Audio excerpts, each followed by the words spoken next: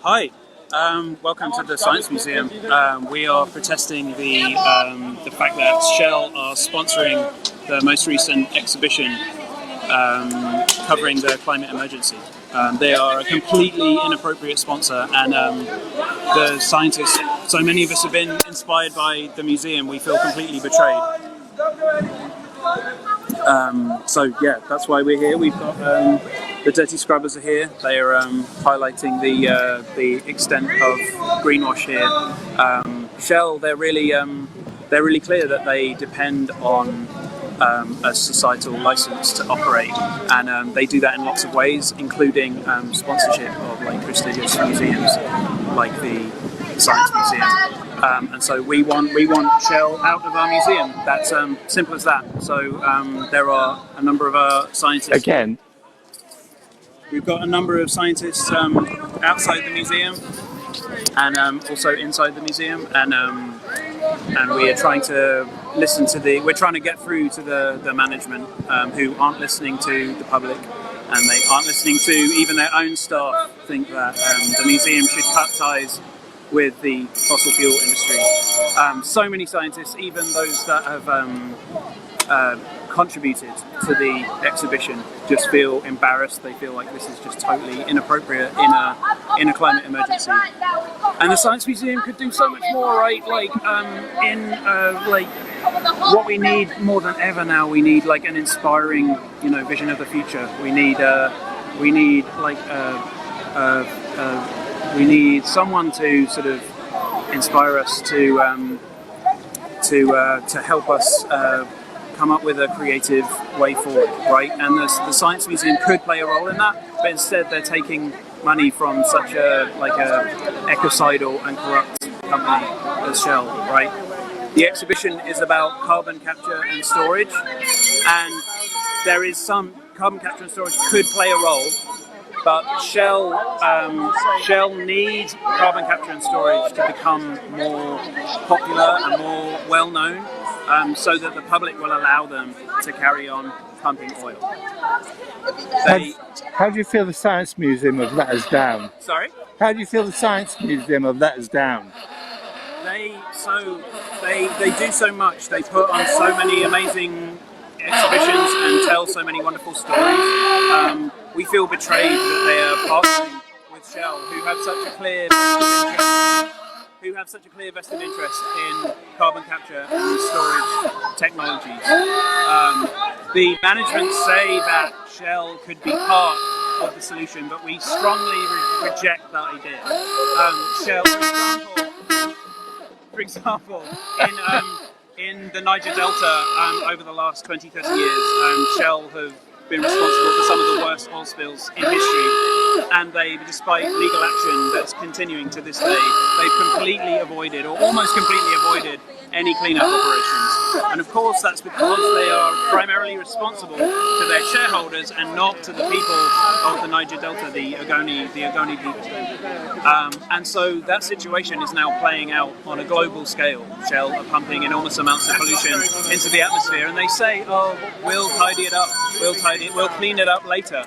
But why on earth will we expect them to do that? Yes, I know there's a lot of Very good. Don't worry, we've got our greenwash machine. We're going to clean all of the dirty protesters up, clean up the oil. We're going to cover the whole building in greenwash. Don't you worry, the kids will never know. And it's probably like 15 years of, just business as usual. It's absolutely fine. Don't worry, we're on it.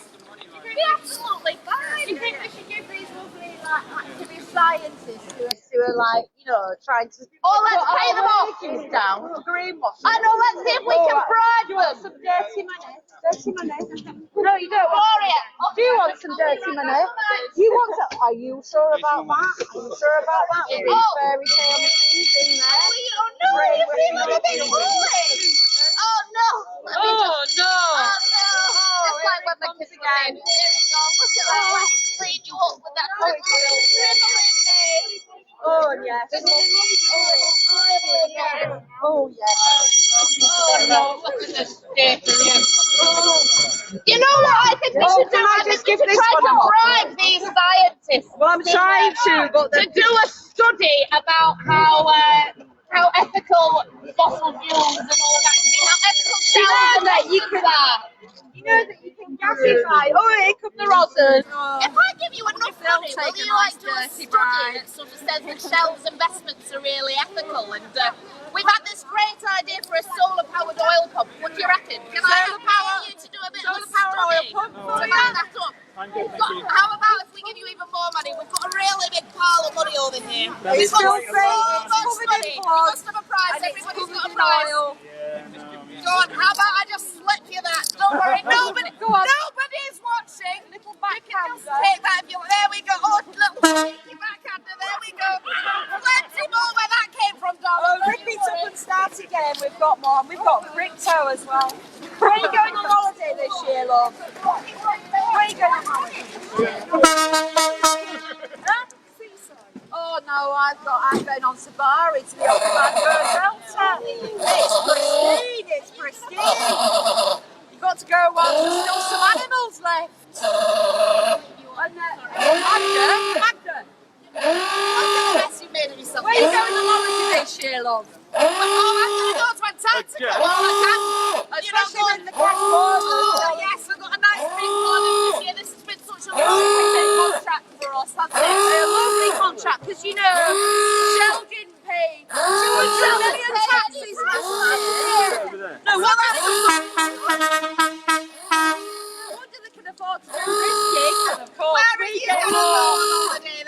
Well, I was thinking about the mouldies, before they go under. Yeah, I've always If you wanted to go weren't there. scrubbing, I'd say that you should just stand up. Oh, so sexy going up again. Sorry, there's a little bullshit anymore.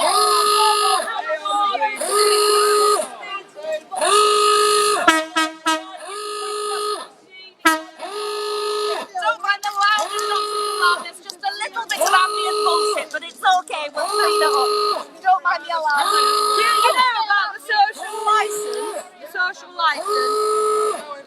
Let's fund a nice cultural institution and brainwash our children into thinking there's a solution.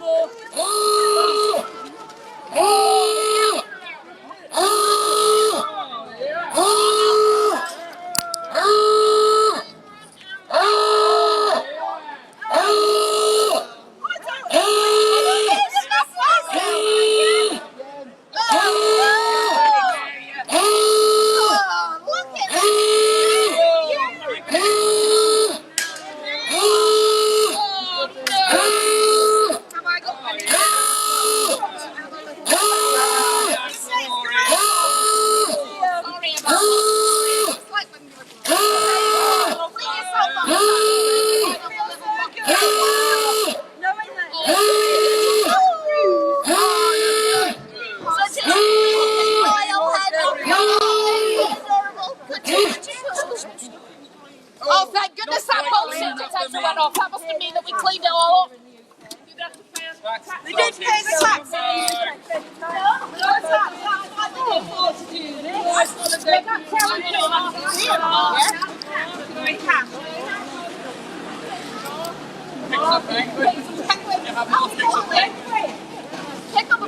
I'm going to eat some penguins.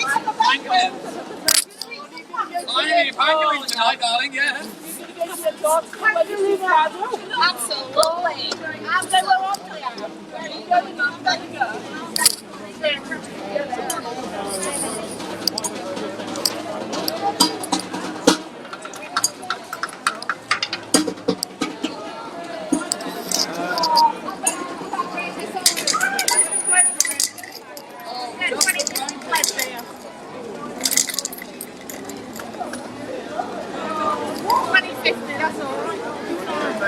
The oil versus the police are now just coming in to squeeze us.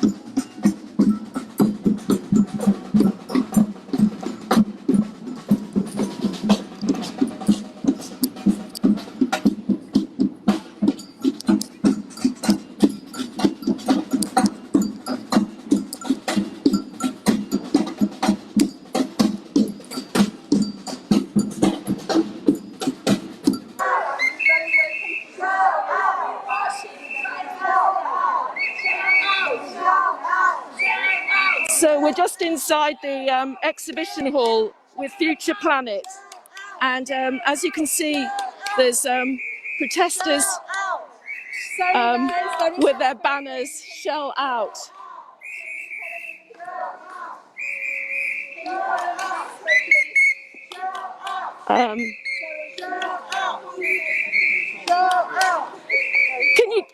Can you just tell me what you're doing here?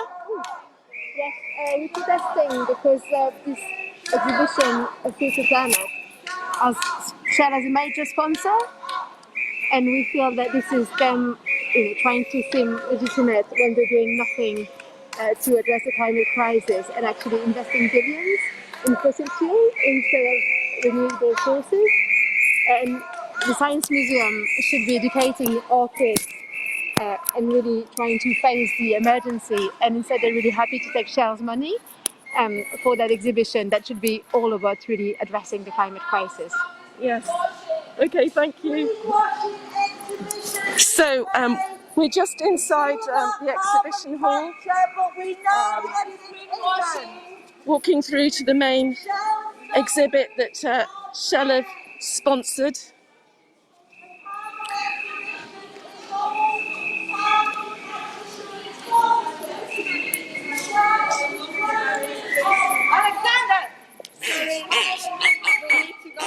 Can you tell me what you're doing? We're here to object to Shell sponsoring a climate change exhibition. It kind of beggars belief. I can't actually believe that they have the gall to sponsor this exhibition. It just feels like yet another bit of greenwashing by Shell, because they talk the talk, and yet they are continuing to invest massive amounts in new fossil fuel exploration, which is just can't be happening. That can't happen if we have any chance of a livable future for our children. And also Shell, as we all know, as they know, they're responsible for the climate change that's happening already and devastation of communities and habitats around the world. So we're just here making a bit of a fuss. Great. Well done to the Gorilla Gang. Hopefully drawing attention to this travesty, and hopefully the museum, Science Museum, will see sense and push Shell out. They're climate criminals. They don't belong in this institution. Thank you very much for all you're doing today.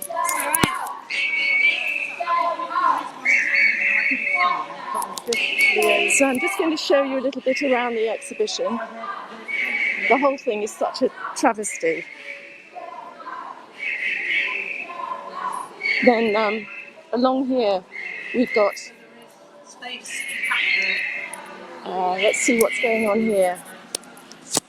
It is urgent that the Science Museum now does the right thing and cuts all of its ties to big oil. Thank you for listening. Shell out! Shell out! Shell out! Shell out! Shell out! Shell out! Shell out!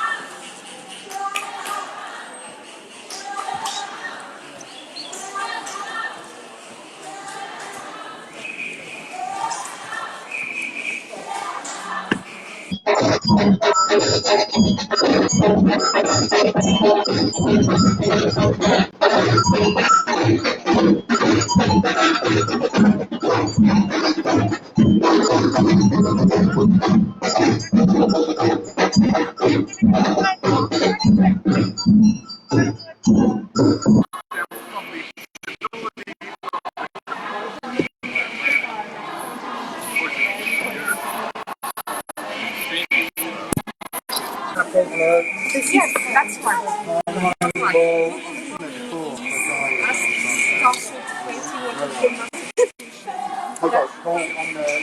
Yeah.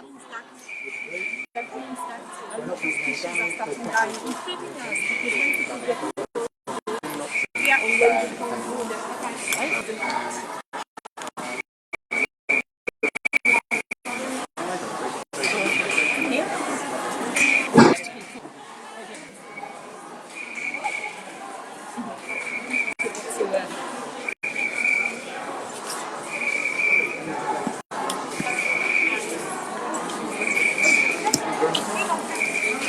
that's why we want Shell to stop. We want them to stop digging for more fossil fuel and increasing the global warming. Could I take a picture of that? Absolutely. Is it all No, it's something. Dear Science Museum, we all agree that we need rapid action to reduce our carbon emissions. You are telling us that corporations like Shell need to be part of the solution, but saying that they've got a 2050 net zero plan is, I'm afraid, not good enough. Both scientists and financial analysts are saying that Shell's action plan is not credible and certainly not aligned with the Paris Agreement. So you see, Shell is not part of the solution yet, but it's still very much part of the problem. By allowing Shell inside your museum, you are complicit in their deceit. So please, Science Museum, do not let Shell ruin your reputation forever.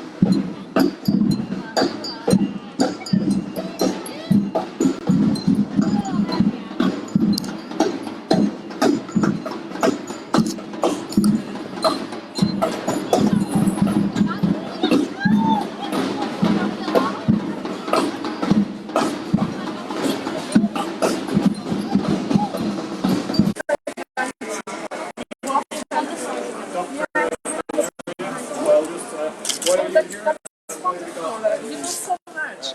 But speak to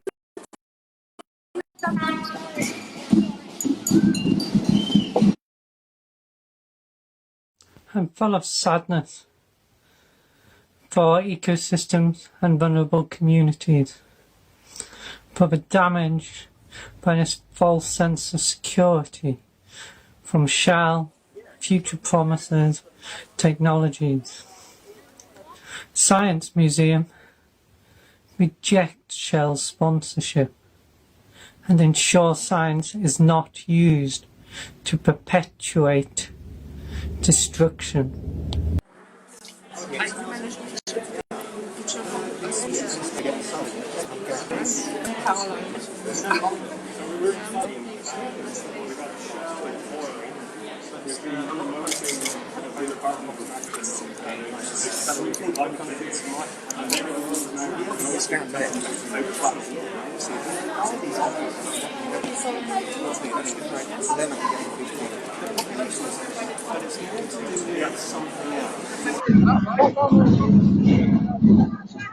Yeah, I know they're in the way. Excuse me.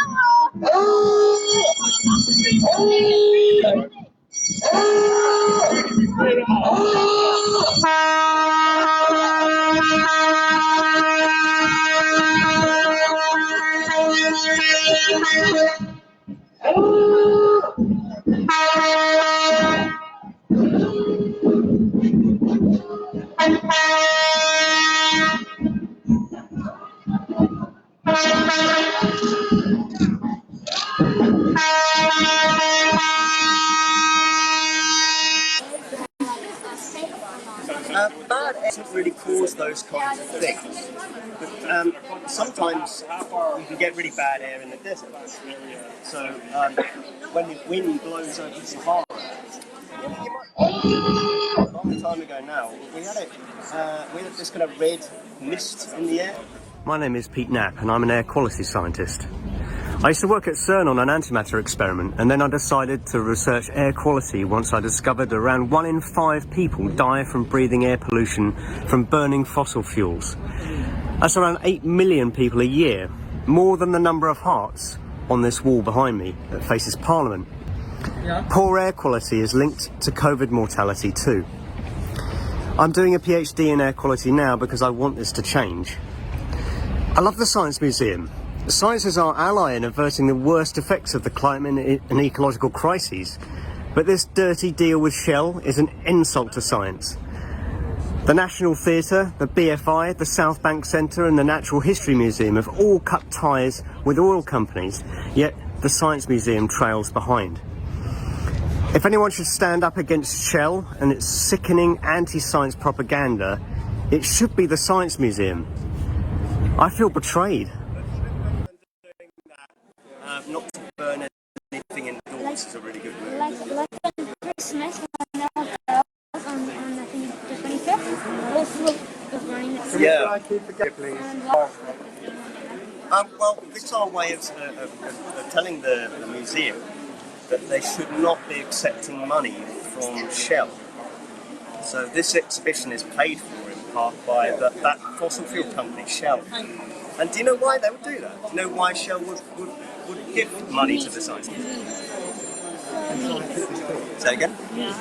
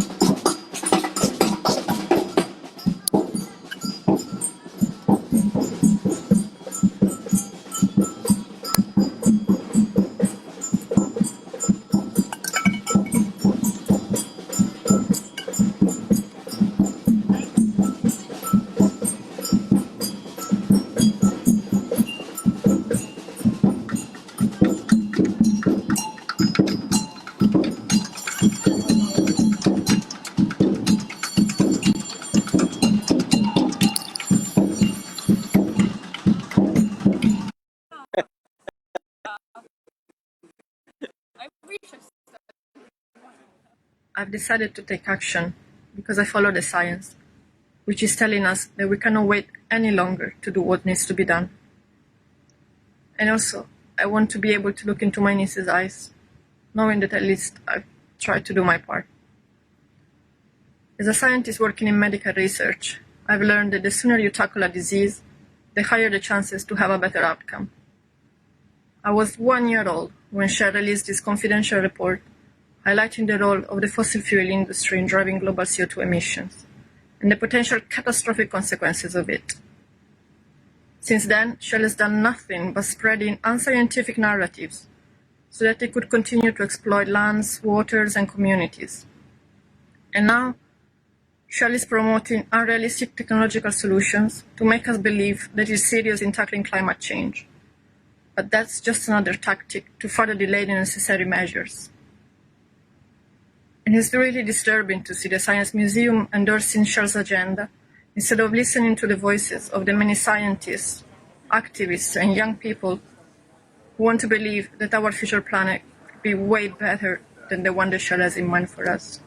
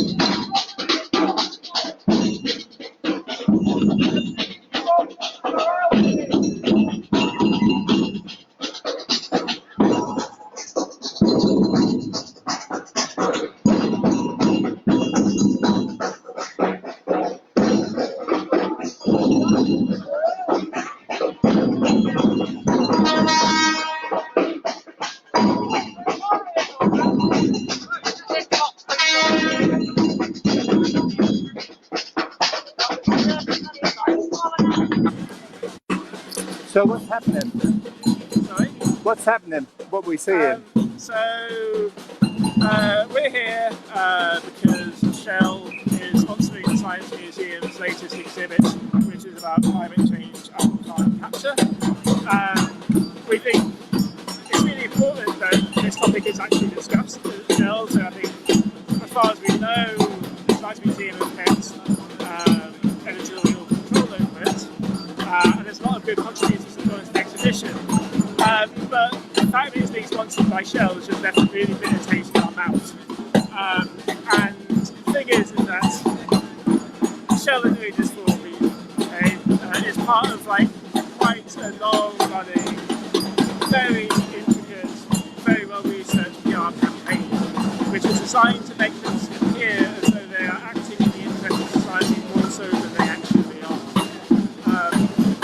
So if you look back at the history of what Shell has been doing throughout the 90s and 2000s, even though their own scientists knew that climate change was real and it was a major issue and it was going to cause huge problems for future generations, they invested a ton of money into shadowy organisations, right-wing think tanks, and what have you, that developed a whole load of arguments that are very effective at making people distrust the science and become sceptical about climate change. That's the thing, it's funding for climate denial. Climate denial is a manufactured. It didn't really exist before the 1980s and it wasn't polarised. You had people on the left and the right who both believed. And these groups realised that by putting together this particular argument, all the ones we sort of heard, like, you drive the car, how can you trust it? Like focusing it on individuals and their behaviour as opposed to the right system. Digging into details of data and cherry picking it in order to focus on small details to make it seem as though climate change is happening, but actually distorting data is doing that. Behind things like hacking of emails to climate scientists and then going after climate scientists, often sending them death threats and things like that. And the result of this is that it's been... Sorry, were you giving me this? Yeah, okay. The end result has been to cause a whole load of distrust about the science and really are quite sure. I think it was behind why the Republican Party in America is full of climate deniers, why the Bush era, the left went to school, why Copenhagen fails. Closer to me. Okay, sorry. Thank you. Is that better? Yeah.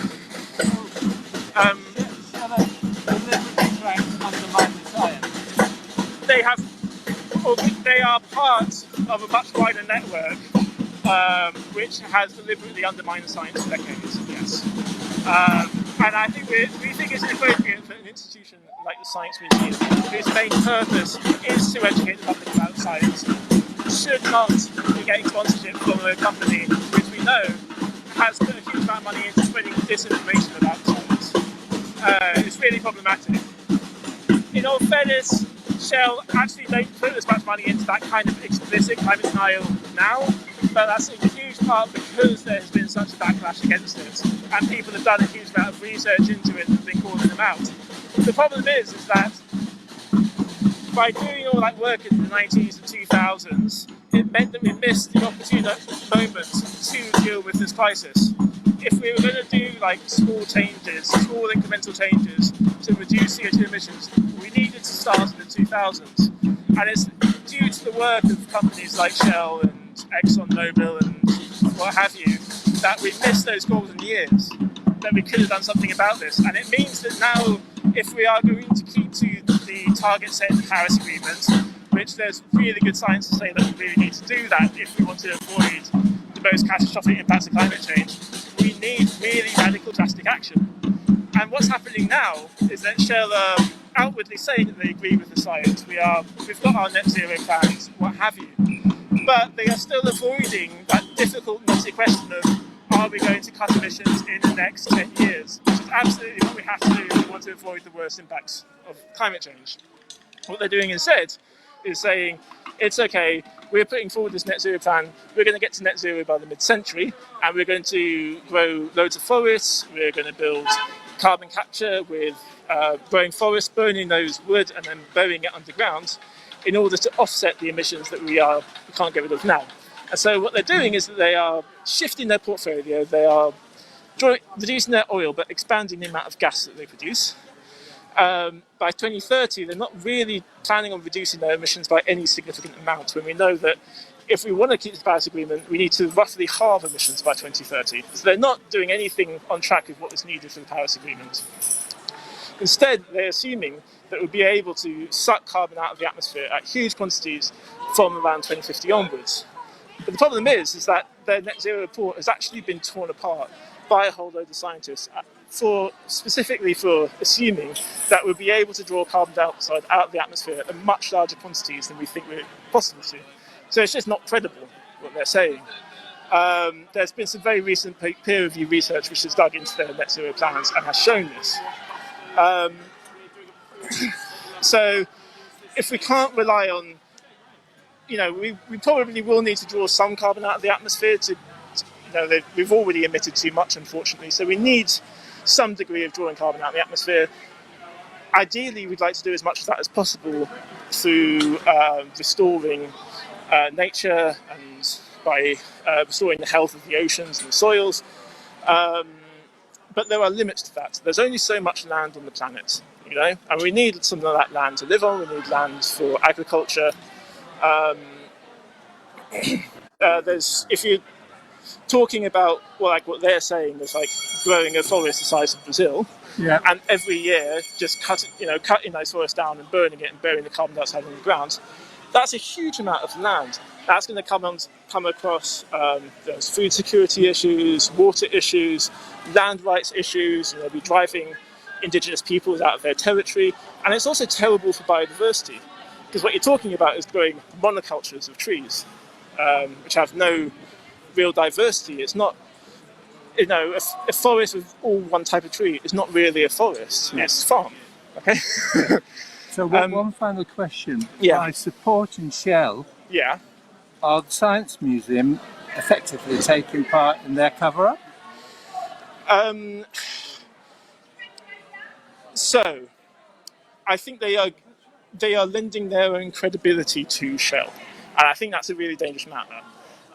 From what we can tell, I think the actual exhibit itself is probably pretty good. I would actually like to see it. I think what's in there is a really important conversation that people should be having.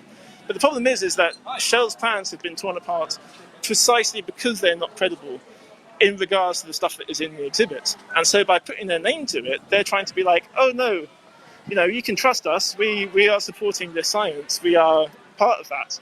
And actually, no, what they have done is not in line with the kind of science which is being put in the exhibit. Yeah. And so what's happening is that Shell are gaining credibility from the Science Museum's name in doing so. And that comes at the cost of the Science Museum's credibility. And I think that's a real shame because this is such an important conversation. We should be having it. But if you want to have that kind of conversation, it needs to be free of influences that have vested interests in it. It needs to be independent. Thank you very much. And that's a shame. Thank you very much. Over to you, Vlad. Thank you. Thank you. Great.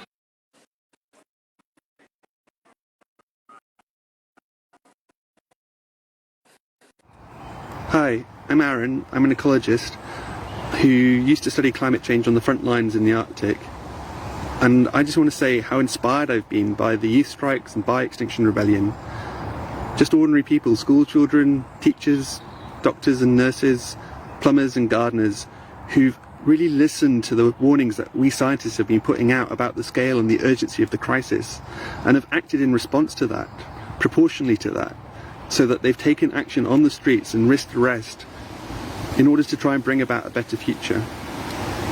And it's not because we don't know enough, and it's not because we need more research that we're not taking enough action on this. It's because of the power of vested interests, fossil fuel companies like Shell, who've used PR and spin to mislead the public and to lobby governments to delay taking action. And that's what they're doing here with the exhibit in the Science Museum. They're using their sponsorship in order to greenwash their image, in order to seem as though that they're part of the solution when they're still funding efforts to try and delay action. And it's just not acceptable. And it's not acceptable that the Science Museum are taking this money. So I think it's time that we scientists stand up alongside everybody else who's listened to our warnings and act in accordance with our findings. And so, reluctantly, yes, but necessarily so, I'm going to be taking action today at the Science Museum. I hope you will all join me. Thank you.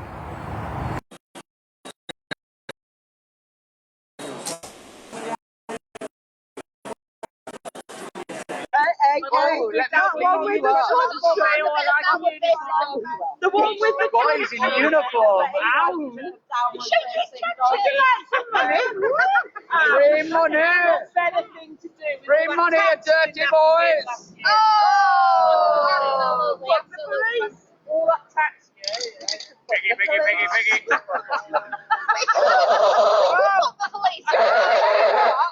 If we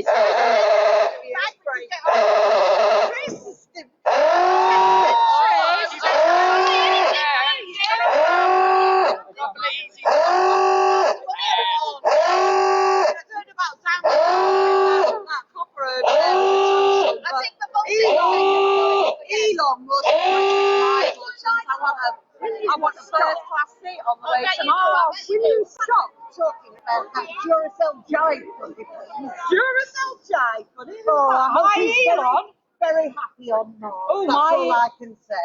He's a bit socially, Oh, I tell you what, he's got a very nice spaceship. He's playing havoc with my Jaguar Land Rover strategy. Elon Musk, you mean? Elon Musk, yeah. A lot of satellites. We could get first-class tickets the way we're going with all this greenwashing, because One way. That bulge curve on the greenwash, they're just like the amount of money they're investing in oil. It's just amazing. I'm gonna get all in the dark between everybody.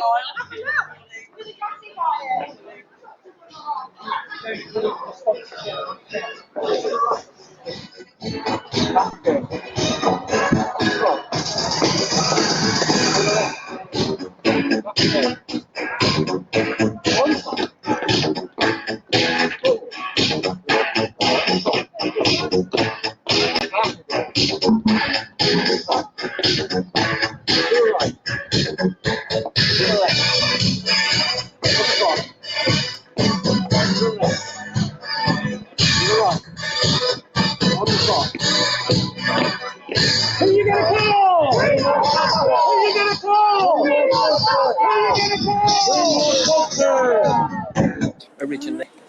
A lapsed botanist. One of these days, I'll know about plants. Yeah, well, I'm a scientist, and ordinarily I love discovering more about the world around us. I would never have thought of myself as an activist or a rule breaker, but in recent years I've not been able to ignore the huge amount of scientific evidence that is telling us we need to take urgent and unprecedented action to save our planet and ultimately to save ourselves. We likely just have a few years in which we all need to work together to avoid the collapse of ecosystems and societies. Organisations that present an image that they are working towards this goal whilst continuing their environmental destruction are causing immense harm. They are obscuring the truth and they are delaying necessary climate action. I am trying to stand up for our future planet by standing against those who threaten it the most.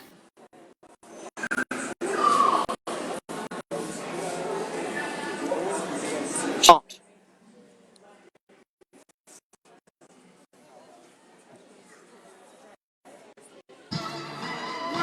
Yeah.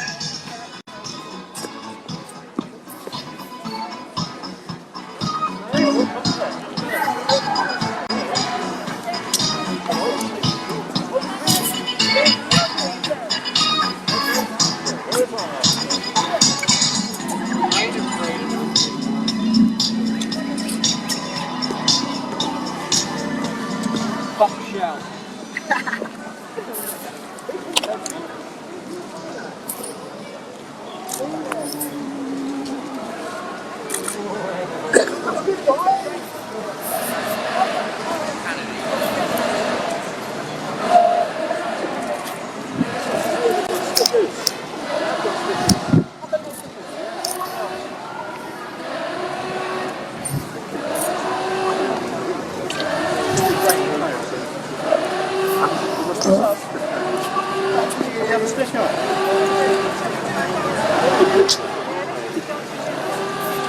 Thank you.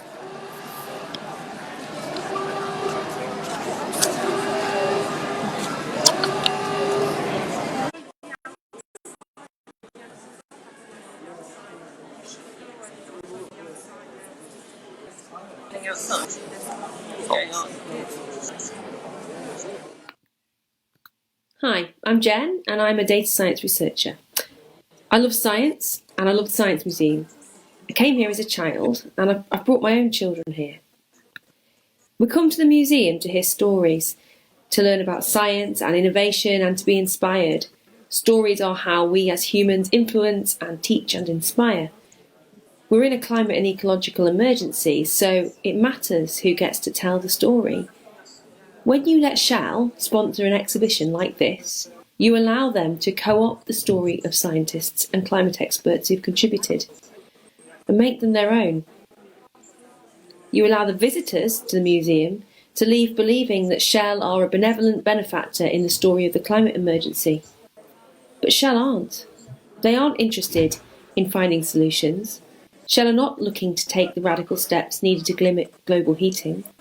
Their model is one of extractivism and profit, of exploitation and of green smoke and mirrors. They are the problem, not the solution. And their sponsorship of this museum is an insult to the future of every child who walks through those doors to learn, maybe for the first time, about the amazing things that we can achieve as humans through science.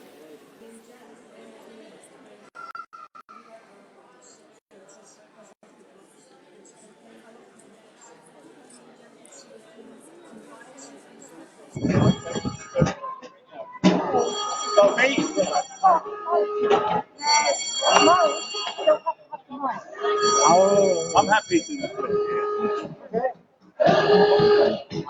Hello, ladies and gentlemen.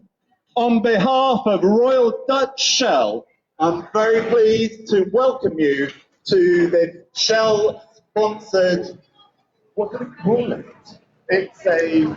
Well, it's not really an exhibition.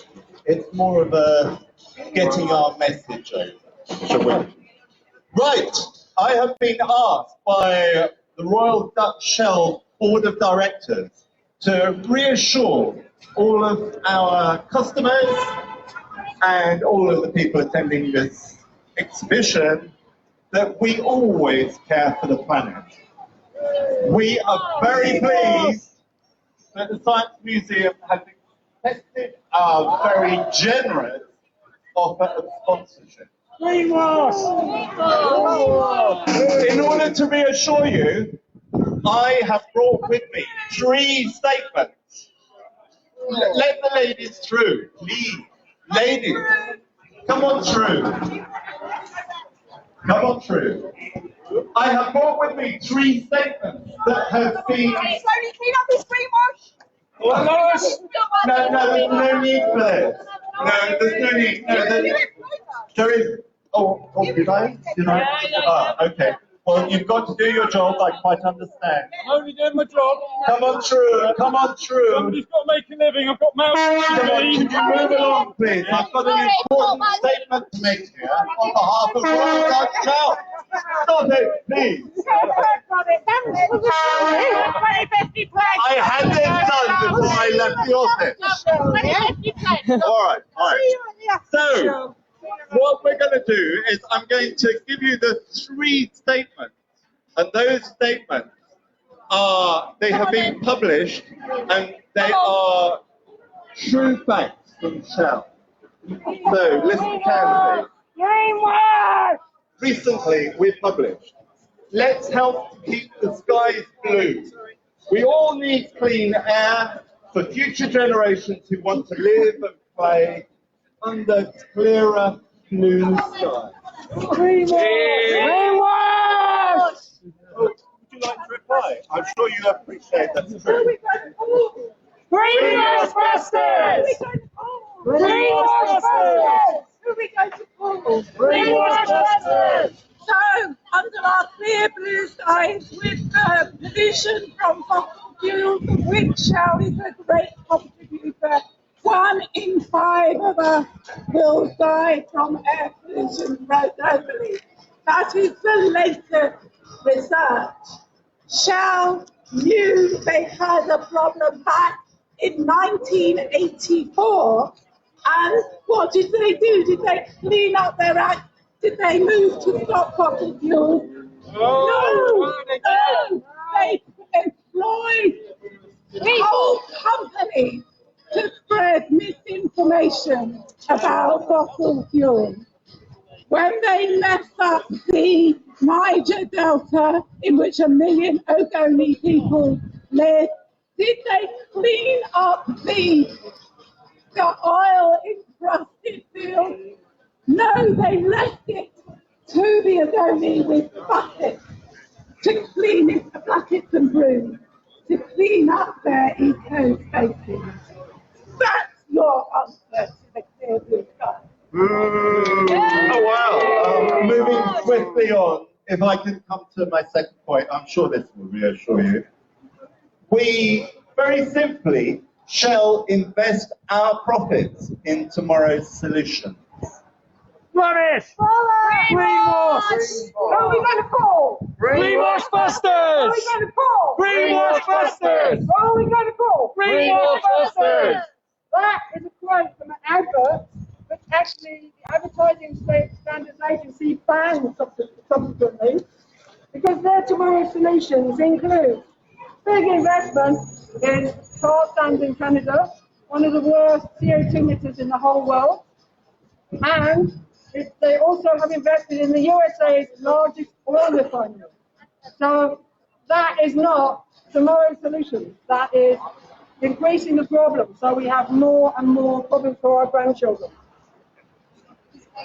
Well, I'm very pleased to hear all the different views. Some of them not quite accurate. You need to listen to what Shell is saying. We're a huge company, and we have your interests at heart. Anyway, finally, let me reassure you with this recent statement. Shell's target is to become a net zero emissions energy business by 2050. In step with society's progress in achieving the goal of the UN Paris Agreement on climate change.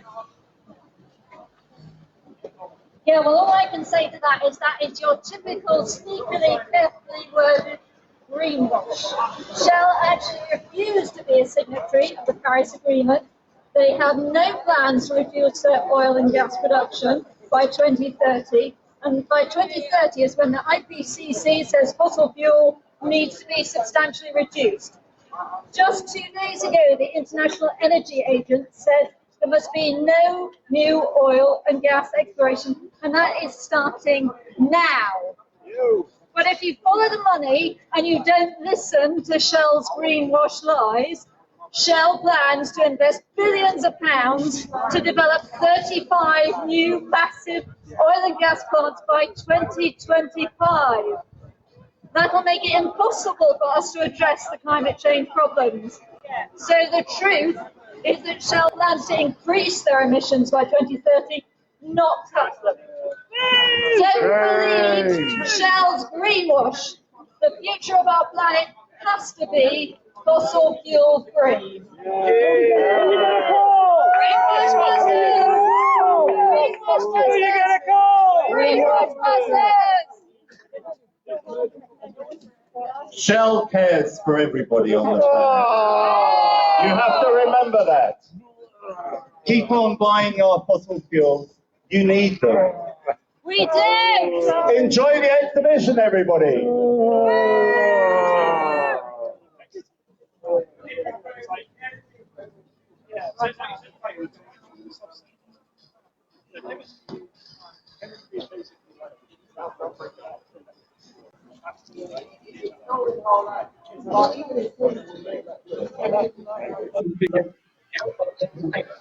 Hello everybody and welcome. If you're just joining us, we are reporting live from the Science Museum in South Kensington in London, where today is the opening of the Futures Planet exhibition all about climate change, which is absolutely fantastic, and we really welcome and thank the Science Museum for actually hosting this very important exhibition. But we're not very happy with the fact that the sponsors of this exhibition is Shell, which is one of the largest contributors to global carbon emissions in the world. And for the last 30, 40 years have been giving us misinformation about what's actually been happening about the ecological and climate emergency, to the extent where it's turning into a form of greenwashing.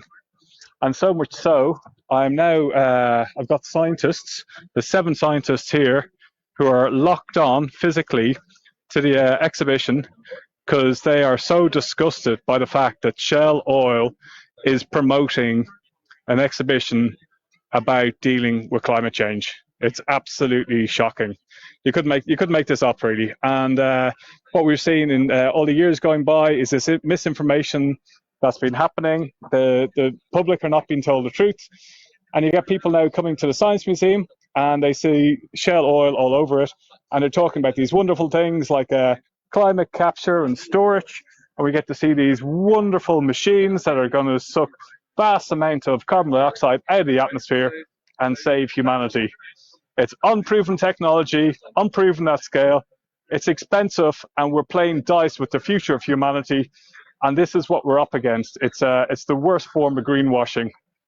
We've got more machines here, the direct air capture behind us, more wonderful machines that are designed to keep oil and gas companies keep on extracting hydrocarbons from the ground so they can keep putting it into the atmosphere, and they can say, well, what we're going to do is we're actually going to suck the carbon dioxide out of the atmosphere using these machines, and we're all going to be saved, right? So this is what we're up against here. I'm just going to go and have a quick chat with this young man here. This is Extinction Rebellion Live. Okay. So what's your name? I'm Dr Thierry. Dr Aaron, and you're locked on. Yeah, I'm locked on here. So we've got Dr Thierry, who's actually physically locked on, and you're a scientist, an ecologist. I've got a PhD in ecology. Yeah. And I believe you actually were working in the Arctic.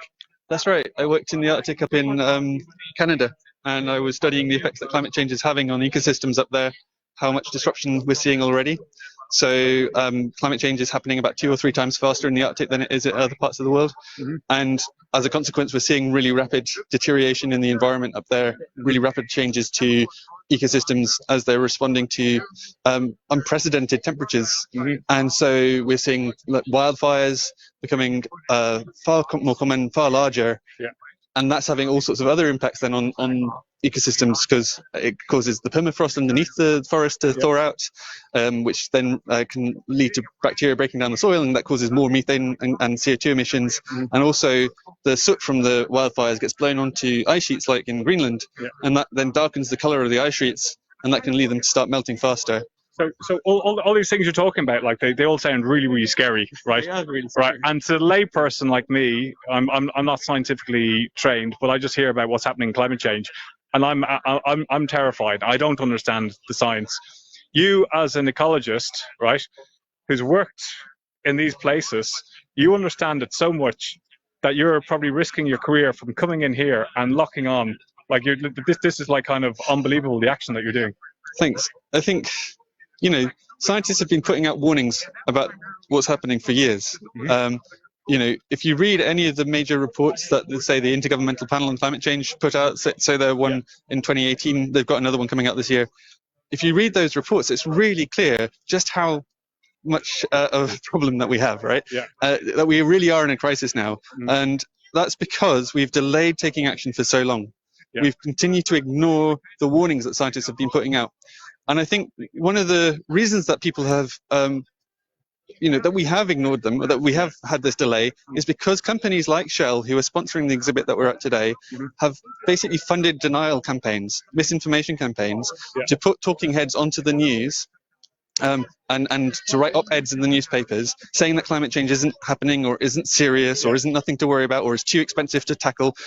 All of those talking points, and yet, they're just basically doing that in order for these companies to keep making more and more money and destroying the planet. And keep more. And the thing is Shell are actually developing new oil and gas fields, and they're actually they say they're going green. Well, for every $1 they spend on renewable technology, they're spending $23 on oil and gas extraction. Right. So it's the worst form of greenwashing. It's criminal. There was an amazing example of that with Exxon, where if you look at their total spend on advertising about their kind of alternative biofuels, compared to how much money they were actually investing in the alternative biofuels, the advertising dwarfed what they were actually investing.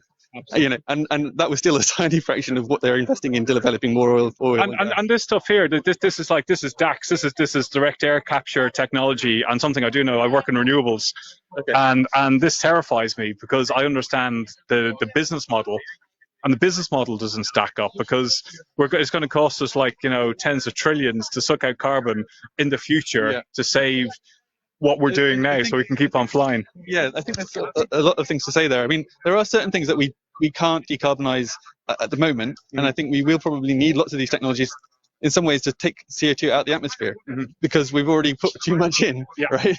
But at the same time, I think you're totally right. I think there's a narrative being spun along here, which is saying, we can carry on emitting fossil fuels now, because it's okay. In the future, we'll use machines like this to take it back out again, as though that's going to solve the problem, and as though it's like a comfort blanket. Yeah, it is. Absolutely. I think there was a kind of a line that said, burn now, pay later, right?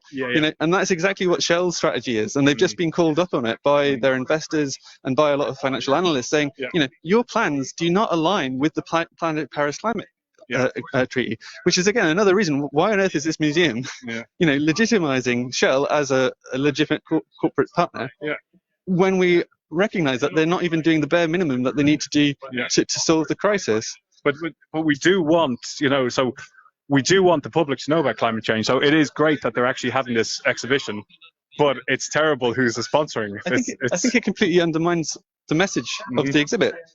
You've got the workers and the curators who've done so much work putting this exhibit on, and that, it's good science that's here, but it's kind of tainted by the fact that it's sponsored by Shell. I mean, how can the public take it seriously, knowing that there is this connection? It puts suspicion there where there shouldn't have to be any. And I think the museum really has to think really carefully about what is the message it's putting out there by associating itself with these companies. Absolutely. Any last word before I go and talk to more of your colleagues? I think I'd just really like to say that, for me, the reason I'm here is because, I believe in what this institution stands for as the Science Museum. I came here as a child and was inspired by it. And yet, I think they've really lost their way here. I think they really need to look at, who it is that they're partnering with, and think about, all of the young children that are coming through the doors of this museum today, and the future that, that they're creating for them by allowing Shell to keep having its social license. Yeah, no, very good, very good. Thank you very much, Dr. Terry. Keep up the good work. All right. So yeah, some very, very powerful words there by doctors actually working in the field, knows exactly what he's talking to. We've got some more people here locked on. Just going to have a quick word here with I think it's Ben. Is it Ben? Yes, that's right. Ben, how you doing? So just look at the camera this way. Oh right, yeah. I'm just talking normally. So you're what kind of scientist are you? So I'm a geologist. Geologist. So you look at rocks. Yes, that's right. Okay, and what has motivated you to come in and to lock yourself on? You can see this. You look at this big, huge D-lock, and you've locked yourself on. What has motivated you to come and do this? Well, as we know with the IPC 1.5 degree report, we're running out of time. Yeah. And we need immediate drops in carbon emissions. Yeah. And the trouble here is Shell is sponsoring this exhibit, but Shell's operations are not compatible with the 1.5 plan. So and you know that because you crunch numbers and you're an expert in microorganisms or micro. Well, no, it's not in my field per se. Yeah. But I've read the IPC, I've read the various scientific reports, and it's something I feel strongly about. Yeah. And because Shell aren't aligned, so the museum is actually giving the impression that Shell is interested in solving the problem, whereas we know they seem to be more interested in carrying on business as usual. Right. And leaving the problems for someone else to sort out. But yeah, I mean, coming back to the 1.5 degrees, we know that above that, all the coral reefs die out. There's going to be huge human suffering, ecological suffering, and it's just so important that we act now rather than have these smoke screens. Wow, amazing. Ben, well, thank you very much for doing this brave action. Anything else to add before I go and talk to some more of your colleagues? No, thank you for speaking. Okay, keep up the good work. So that was Ben. So we got spare me one moment. Earphones. Yeah. So we've got several more scientists to interview. So I've just heard that we've got Dr. Emily Grossman for a interview, and Dr. Grossman has been at the front line of calling out companies and talking about climate science for the last several years, has been very vocal about it, and is an expert in the field. So I'm just going to see if we can connect. Hello there. Hi, how are you doing? Hi there. Hi. Nice to see you. So tell me, what do you think about Shell sponsoring this new exhibition here in the Science Museum?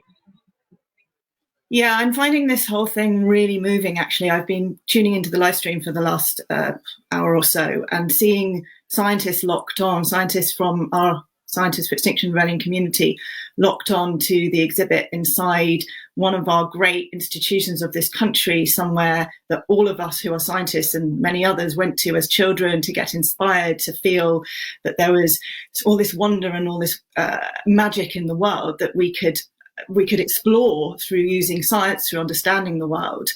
And then there's an exhibition taking place, which is about the future of our planet, which is great content. You know, it's been contributed to by school children, by climate strikers, school youth climate strikers, by lots of top scientists in terms of the content itself. But to see that it's being sponsored by Shell, as such, it's being effectively the hypocrisy of creating an exhibit that actually says brilliant and important things that we need to know in order to save the planet and save the people on it from like catapulting ourselves as we are at the moment towards absolute catastrophe, towards devastation, loss of life, loss of land, loss of animal species, loss of homes, not enough food, not enough water to drink. That's where we're heading towards.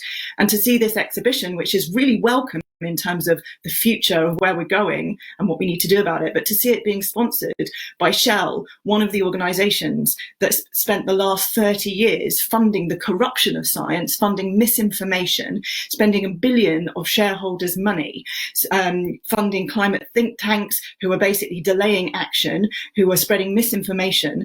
It's like going to an exhibit for like treatments for lung cancer that's being sponsored by a tobacco company. I mean, it's just such lunacy. And for the Science Museum to be doing this, I feel personally really betrayed by this. You know, I feel really moved by watching the scientists, the really brave scientists on the ground who've locked themselves to the exhibits. Scientists don't generally make good activists. You know, scientists, we're supposed to be there, impartial. It's up to the governments, it's up to the media.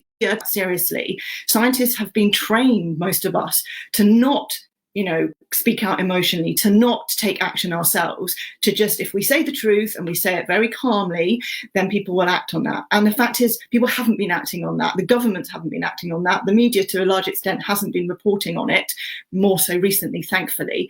And so actually, to see scientists moved and compelled to take such radical action, to put their careers at risk, to put their health at risk to some extent, to be locked on to an exhibit in the very institution that inspired us all is I think a really, really, really moving and important event that's taking place here today. It is, as you said, it is so powerful, and I've spoken to the scientists here. I've just interviewed 2 of them. I've got like 5 more to talk to, and it really is. It's people who know. It's like being you know, you're at a movie and you've got the kind of one scientist in the room saying everybody in humanity needs to do this, and everybody else just totally ignores them. Except what we've got tens of thousands of scientists and peer-reviewed papers, everybody screaming, and now we've got these brave people locking on here, and as you just said, even like jeopardizing their careers and screaming to raise the alarm. And what do you feel just when you hear that Shell, you know, has been greenwashing us for years, and they're actually now talking about like more expansion of more hydrocarbon fields, and they're going to be using this kind of direct. It's completely insane. I mean, they're actually lying to us. They're saying, "Oh, we're going to go net zero. Oh, we've got all these plans." But their plans have been torn apart by scientists. They've been torn apart by financial analysts. The International Energy Agency announced just yesterday that if we're to get to net zero, if we're to stay below 1.5 degrees of heating, which is what is absolutely internationally agreed, we have to stay below to prevent the absolute worst of the climate and ecological crisis. And let's not beat around the bush. We're already seeing a huge amount of devastation because of climate change and because of wildlife loss. But if we're to avoid the absolute worst, we have to stay below 1.5 degrees heating. We're currently on about 1.1 degrees heating, and we're heading for 1.5 degrees around 2030 at this rate. And if we're to stay below, we have to stop carbon emissions right now. We have to halve our emissions by 2030. And the International Energy Agency has said that means no exploration of new oil and gas from the end of 2021, from the end of this year. But yet Shell are saying, oh yeah, we're going net zero, but they're not. Their plans include a 50% expansion of gas, drilling for new gas, expanding new gas projects. Their plans include a whole load of other greenwashing where they're saying that their 10-year plan is going to get us there, but it's absolutely not. And what they are doing is saying, oh yeah, in the future, we're going to remove all those excess carbon emissions using nature-based solutions like planting forests. But they're talking forests the size of the whole of Great Britain to be mature in 10 years. I mean, that is just not feasible without huge damage to the rest of the planet and loss of land that we need for food. And they're also saying we're going to take all the carbon out of the atmosphere in the future by carbon capture and storage. And this is just a lie. I mean, yes, the fantastic exhibition that you're seeing at the Science Museum is showing us the future in terms of what's possible with carbon capture and storage. But the levels at which Shell are saying that we're going to need that in order to offset Shell's projects and Shell's future emissions, the levels that are needed in terms of carbon capture and storage are just not feasible. They're not safe, they're hugely costly, and it's absolutely not, and no scientist would say that this is going to be possible in the future. So they're hiding behind this smokescreen of saying we're going to plant all these trees, we're going to suck in all our emissions, we're going to leave it to the future generations to clean up our mess. Shell are absolutely known for not cleaning up their mess. They have devastating damage to 1 million people in the Niger Delta in Nigeria and the Ogoni people. And they have, despite ongoing legal action due to their own oil spills of absolute mess in that region, despite ongoing legal action, Shell have not cleaned up.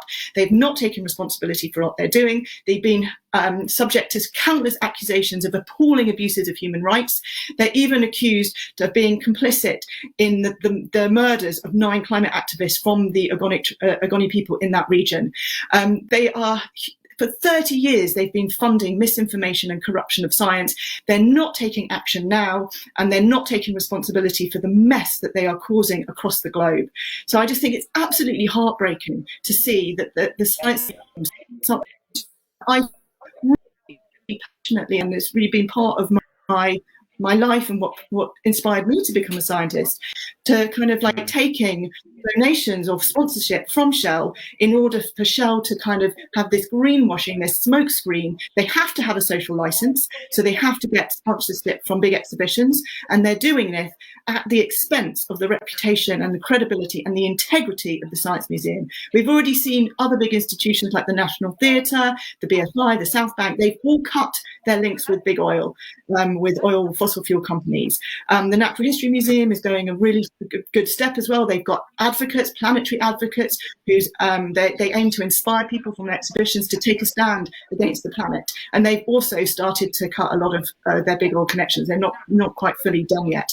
But to see the Science Museum lagging behind and not leading the way on this crucial issue, and having kids coming to this exhibition thinking, oh yeah, Shell's part of the future, when Shell is not part of the future. Financial analysts and scientists are absolutely clear that Shell always has been and still is very much a part of the problem. So what is the ask? So what are scientists? What are the Extinction Rebellion scientists? What are you asking for? What are you saying to the Science Museum? What is the actual ask? Yeah, is what? Yeah, good question. Totally stop any sponsorship. Yeah. So let me just be clear that the scientists. Yeah. The Scientists for Extinction Rebellion community have already tried other methods to get the Science Museum Group to divest from their sponsorship from Shell and other big oil. So we wrote a letter to Sir Ian Blatchford, the director of the Science Museum Group, that was published in the Ecologist in May, which asked for him to meet with us, which asked for him to tell the truth about how Shell are part of the problem, and to ask for the Science Museum Group to act now by cutting their links with Shell and with big oil. So we did get a response from Sir Ian Blatchford, and he did say that he had acknowledged our letter. He then went on to tell us about how the Science Museum themselves are going to net zero and are going fossil fuel free to reduce their fossil fuel emissions, which is fantastic. But he didn't address anything to do with the fact that we're saying, well, but you're accepting sponsorship and funding from an organisation that is hugely part of the problem and has corrupted science. And he didn't address that, and he didn't agree to meet with us or suggest anything around that. So that's why we've been compelled now to take action. Whose work is in the exhibition, like boycotting the exhibition, because they feel betrayed by the fact their work's being used in an exhibition they didn't know would be sponsored by Shell. And one of the scientists whose work is in the exhibition, she's actually come out and said that she's very embarrassed that her work is in the exhibition, and that she doesn't want her name to be associated with Shell. That's ecologist Dr Emma Sayer from the University of Lancaster.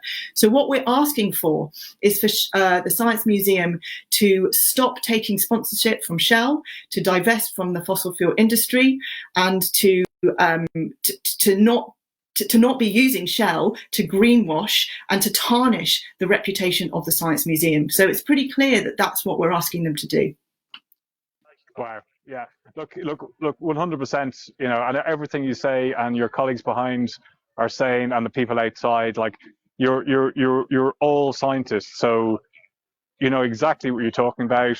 Talking to this gentleman down here who's worked in the Arctic, seen firsthand what's going on, and he's terrified, and people are terrified, and the scientific community are terrified. And from what you're saying as well, you know, you sound like you're just terrified, and also disgusted by the fact that like the Science Museum is accepting sponsorship by the very companies that are actually destroying our biosphere. Exactly. And I'm terrified about what's happening to the planet. And I've spent, just to clarify, I've spent the last 2 years of my life 100% committed to researching everything that was going on our planet. And the way that I came from a place of actually not believing that it was as bad as all that. I came from a place of, by chance, going along to one of the early Extinction Rebellion protests because I was supporting my partner who was leading the Samba band, feeling a little bit embarrassed, saying surely it's not this bad. Surely Extinction Rebellion are kind of over dramatic. They're, you know, exaggerating the situation. It can't be this bad. If it was this bad, then the politicians really would be doing something about it. If it was this bad, then the media would be on the front page of every newspaper. And someone like me who's devoted my life to science communication, to being a scientist myself, I would be, you know, called upon at every opportunity to speak about this stuff. So I made it my mission for the last 2 years since that. So April 2019 was when I went to that first demonstration as a bystander. I made it my mission to really research everything, to read every paper, to read the IPCC reports, to find out from climate scientists and ecologists exactly what's going on, to speak to every expert I could find. And over those last 2 years, I can honestly have good sleep because I'm more terrible. The more I've read, and because of that, I've now devoted everything that I now do to raising awareness and to sounding the alarm and to helping people to understand the truth of what's really going on the planet. And part of that has been investigating big oil and the cover-ups from big oil and the corruption of science due to big oil, the lobbying, the think tanks. I mean, it's just horrific. It's exactly the same as what we saw with the tobacco industry. And to have, you know, Shell now sponsoring an exhibition at the Science Museum breaks my heart. Absolutely. And I've seen your, I think it's 80 or 90 page document that you produced for kind of like science. I was going to say science for dummies, but it really is. It's just kind of, it's a very easy to read, to understand, and to terrify just why scientists like yourself and scientists behind us here are having to take action and just explaining. And when you just see it, you just realize, as you said, politicians are not, you're not doing humanity service. And big oil and gas companies, they wield too much power, and they sponsor people like the Heartland Institute, who you know, they pump in billions into, or millions or tens of millions or hundreds of millions, vast amount of money and propaganda. And that's why people still don't really realize how bad the situation we're in. And I'm just going to mention one thing that terrifies me is just reading about the Arctic death spiral, that by 2034, according to NOAA from the, it's part of the American government, that we're going to have our first blue ocean event, which is a ice-free Arctic, which is going to play havoc on the weather here in the UK and around the world. And it's just absolutely terrifying. You know, it's, yeah. And you mentioned the shareholders for Shell. I mean, in line with at the same time as the International Energy Agency issued their report yesterday saying we can't have any new oil or gas exploration, which is completely at odds with Shell's plans. Shell's very shareholders, you know, Shell have been spending £1 billion of shareholders' money since the Paris Agreement in lobbying and think tanks against climate action. And Shell shareholders came out yesterday slamming Shell's plans and saying that they are vague commitments that don't do anything. And you're absolutely right. You know, it's terrifying what's going to happen. The document that you mentioned, that myself and other members of the Scientists for Extinction a year and a half, we published it back September. It's called Emergency on Planet Earth. It's at 50 pages, but there's lots of summaries, and it's very well broken down by a contents page where you can read about precise impacts that are happening, the weather, food, water, crops, mass migration and what's going to be happening in 2030, 2050, the end of the century, if we don't take radical action now, and what the governments are and aren't doing. And this document, you can find it on the Extinction Rebellion website. You can also find it on our scientistforxr.earth dedicated website as well. And as you say, you know, what we really wanted to do is just break it down into layman's terms, into things that everyday people can understand. And yes, like, you're right, you know, when people do read that, whether they just dip in and read a little section or read the whole thing, you know, universally, the fact is, you know, this is all fact checked, this is all reference, you know, everything has been gone to, like, absolutely fastidiously through primary sources, and we've got a whole host of international experts who've gone through it and fact checked it. And when people read this document and really get present to what's going on, which is what's happened for me over the last few years researching and writing it, then there's absolutely no doubt that we have to take action. We have to take action, drastic action right now. And what our government and governments across the globe are doing is absolutely not enough.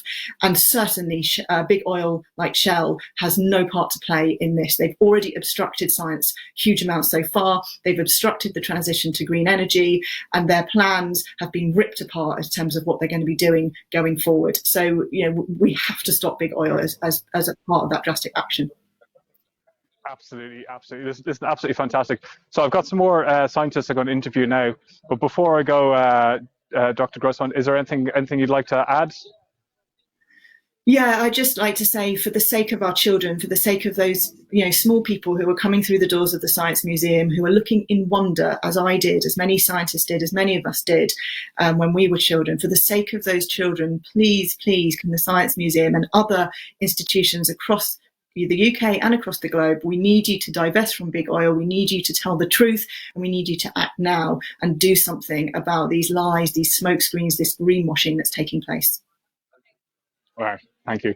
Thank you very much, and thanks for giving your time today and for all the work that you're doing. And yeah, and I totally recommend anybody watching this to go and Google the information that's being produced, because it's some bite-sized bits of information, and for non-scientist people like myself, you can actually go and you can easily digest and understand the consequences.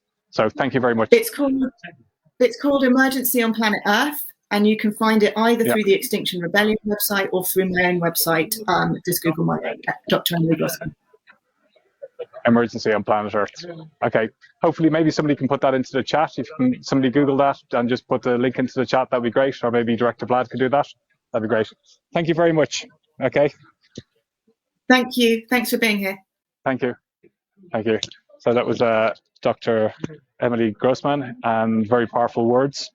I'm just going to check in with Director Vlad to see if they want to go outside, or I've got some more scientists here to interview. Yeah. Okay, that's great. So I'm just going to see if this young lady has a moment to speak with me. How you doing? How you doing? So I'm just going to hold it. So what's your name? My name is Caroline Vincent. I'm a biologist. Mm-hmm. I also work as a consultant for the pharmaceutical industry. Okay, and so you're obviously here motivated enough to come into the Science Museum to lock on, and you can see you're locked on here, and you've got this, you're physically locked on. And so what does this mean to you? Well, we as a group of scientists, we wrote to Sir Ian Blatchford. Mm-hmm. Telling him what we thought, that it was inappropriate, completely inappropriate for Shell. And yeah, he's the CEO of the Science Museum. Yeah, he's the director of the Science Museum. Sorry, yes. Yeah. So we wrote to him, telling him that we thought it was totally inappropriate for Shell to sponsor this exhibition. Mm-hmm. And we told him the reason why. He answered back, not addressing a single point that we raised. Mm-hmm. So this is when we decided that enough was enough. Mm-hmm. And his reason to let Shell sponsor the museum is ludicrous, because his argument is companies like Shell are part of the solution. But what is the evidence? They are still part of the problem. When you look at Shell's 10-year plan, it's not credible. And it's not us, Extinction Rebellion, saying it. It's the financial analyst. It's the scientist. Everybody who looked in detail in that plan agree. This is not credible. This is not in line with the Paris Agreement. So just a 10-year plan. This is Shell's 10-year plan. This is Shell 10-year plan. And this is what they presented to the shareholders recently. That's right. This is what they presented at the AGM, and the plan has been looked at by financial analysts. And I logged on to a financial analyst broadcast the other day. They were about that close to call Shell and Total liars, because what they are presenting is smokescreen, is something. So what they are saying is that yes, it's not in line with the Paris Agreement, but we've got our own plan, and their own plan means burning more fossil fuel, exploring for fossil fuel. And this is like and these machines here, like direct air capture and these future technologies, relying on technology that hasn't been proven on scale. That's and right. It's not costed, and that's right. So when you look at their business plan, it's full of holes. It's very vague. Yeah. So they jump up and down by saying, yes, we will be net zero by 2050. Here's our 10-year plan. We are going to rely on tree planting, and we are willing to rely on carbon capture. Yeah. But when you look in detail at the business plan, it's full of holes. Yeah. It's not credible. It's so. Which evidence? As the director to tell us that they are part of the solution. Yeah. They are not part of the solution. They are very much still part of the problem. Yeah. I was saying to a friend 2 days ago, if it looks like a duck, if it swims like a duck, and if it quacks like a duck, well, this is a duck, and a really pretty lame one in the case of Shell, really. And I'm flabbergasted that not more people see this through. But I don't think one thing is like we got the science, and I was just talking just now with Dr. Emily Grossman, and she said it wasn't until 2 years ago that she realized the actual extent of how bad it was, and she was like, well, why doesn't everybody know about this? And scientists know, and you got your colleagues here, and you're all physically locked on, and you're risking your careers to do this. And you've just said you've just looked at the financial plan, and it just doesn't stack up. That's right. Yeah. So the question is, which evidence has got the museum has to tell us that Shell is part of the solution? Because where we are standing, they are not part of the solution. Yeah. They are still going to. When you look at it, it's mind-boggling. It's they are increasing their gas production. If you look at it and extrapolate it, that means that in 10 years' time they would have doubled their gas production. Yeah. I mean, WTF? What the fuck? I'm sorry to use the fuck word. But it is. Yeah, you couldn't make this up. Exactly. You could not make this up. You couldn't make this up. Yeah. So why is the museum defending Shell? Why are they defending the sponsorship? We are in awe of the Science Museum. We love the Science Museum. Yeah. We think that the staff is doing so well that the exhibition is a great way to engage people in something that is really needed to educate people and to engage them in about the solution that we need to adopt.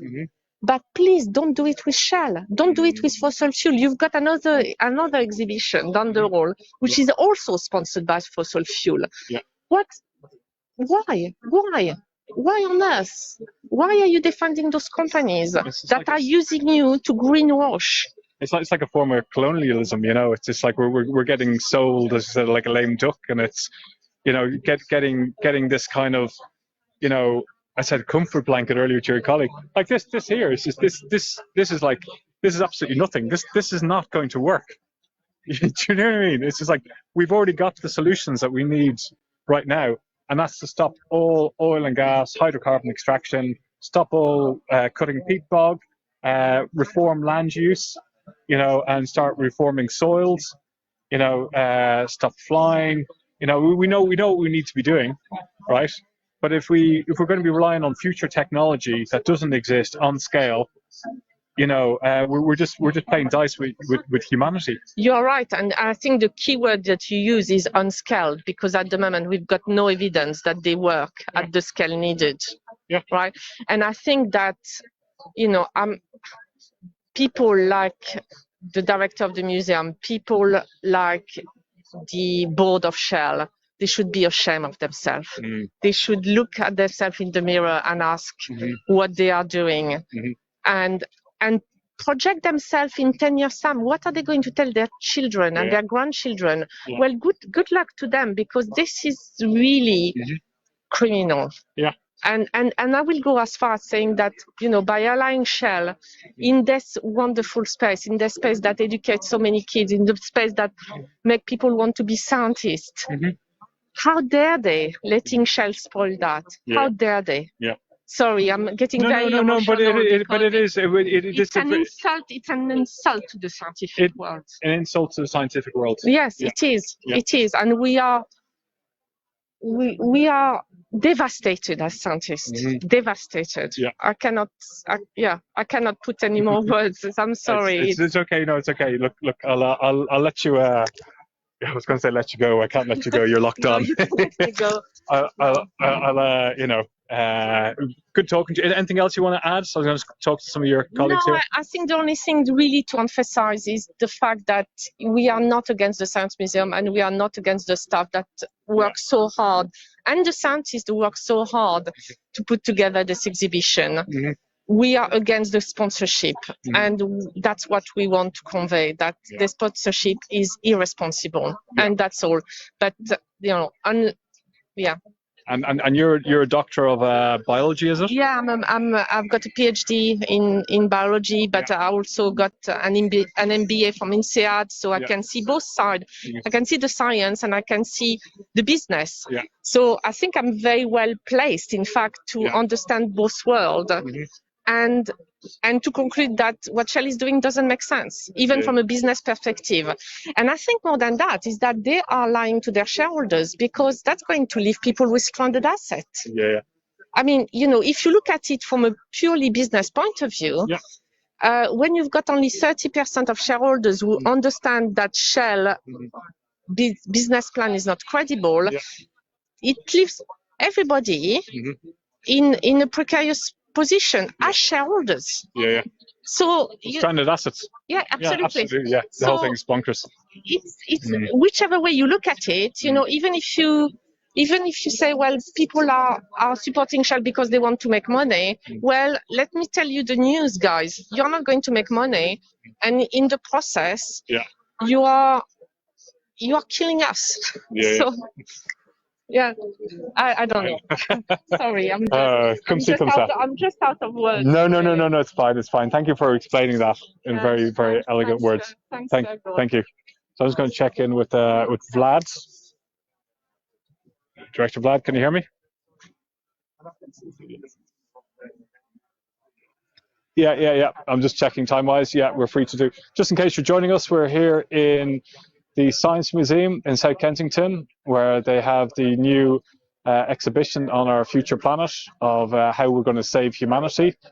And the irony is it's actually sponsored by Shell Oil, who are one of the biggest contributors to hydrocarbons, putting carbon dioxide into the atmosphere through oil extraction, which obviously humanity uses. But we need to switch rapidly from extracting oil and gas and move into renewables, and just talking to Caroline there, there's so many different things we can actually be doing. But the way Shell is selling it to us is they're selling future technologies, like these machines here behind me.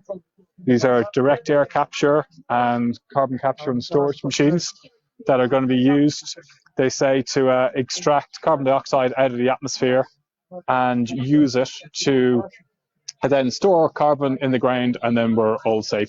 So we can continue burning vast amounts of fossil fuels, and we can rely on future technology that's unproven at scale. We don't even know if it's going to work. We don't even know how we're going to pay for it. But what we're doing is we're kicking the can down the road. And then just talking from the scientists here today, they're saying, well, actually, the levels that we're going to be reaching by Paris Agreement, 1.5 degrees, we're rapidly getting towards that point. So we actually haven't got time to be relying on any future technologies, and there's no room for Shell sponsoring an exhibition like this, because it's greenwashing at the worst type of greenwashing. It's actually it's selling lies to humanity. I was going to see if I was going to see. I'm going to have a word with this gentleman here. Hello. Can I just have a quick chat with him? Yeah, sure. How you doing? So we're just on a live stream here. Hi. So what's your name? My name is Pete Knapp. Pete. Yes. And you're a researcher, I believe. Yeah, I research air quality at Imperial, just next door. Imperial College London. Yes, that's right. Yeah, I can't hear you very well. Do you mind? Yeah. You can take your mask off. I think you're double masked, so I'm just going to hold this towards you. How's that? Is that any? You are double masked. Yeah. So you do air quality, and you're so worried that you've actually got double masks I've got on. 3 masks. I've got another one under here. Do you? Yeah. Really? Yeah. The reason is I've got one of the blue masks on the inside of this. Yeah. Does a really good job at filtering particles. Yeah. But the black one just keeps it in place. Yeah. Can you just take that one? Okay, just a bit hard hearing you. Mm. So I've never. So we've got an air quality researcher who's actually so worried that he wears multiple masks. So I'm actually even more worried by that now than anything else that I've seen today. What does he know that I don't know? I know. Well, we know air quality in London is like killing 10,000 people a year, and yeah, I'm not sure about the figure on London, but I know that 1 in 5 deaths caused by air pollution from fossil fuel combustion. Yeah. And this is a statistic that is pretty shocking, I thought. And I used to work in Beijing as a maths teacher. Yeah. When I looked out the window there, you couldn't see the next building some days because there was just so much smog. And I had no appreciation of the scale and magnitude that humans could have on the environment. And that was my first exposure, really, into knowing how big a problem we have as a globe. Wow. And so you're literally next door in Imperial College. Yep. You guys produce amazing reports. You did a lot with the COVID crisis. You know, you're doing a lot with the health crisis. You're doing a lot with obviously like climate science, air quality. And you're now here, and you're physically locked on. Yeah, I am. You know, you're physically locked on, and you're jeopardizing, your career and everything by putting yourself on the line. What's compelled you to do this? Well, I think it's a really important step for us scientists to step out of our comfort zones. Yeah. There's a big problem in the scientific community about stepping out and speaking up against this stuff. Because Imperial College, there's a real reliance on fossil fuel investment as well. But there's a huge number of barriers among the scientific community to speak out. Yeah. Reputation is one of them. Time is another one. There's no real incentive from universities to get people to stand up and speak out. And loads of people know about it. Yeah. Loads of people have a real problem with it. But a lot of scientists are really finding it difficult to speak up. And what do your colleagues, think of you, like, being vocal about this? Because we obviously we need to know, the lay people need to know how terrifying the science is, and then we come to the Science Museum, and the lay person comes and they say, oh, here's a Future of the Planet exhibition, and we've got Shell sponsoring it, and they're going to have these machines, like this machine behind us, that's going to save us. Yeah, exactly. Yeah. So I think when the public coming in here and they're seeing this stuff, they might be thinking, okay, well, solutions are on the way. And hey, look, Shell are helping out. Aren't they a good company? And we call this greenwash, because really Shell has been trying to limit the science on this technology and lobbying against legislation that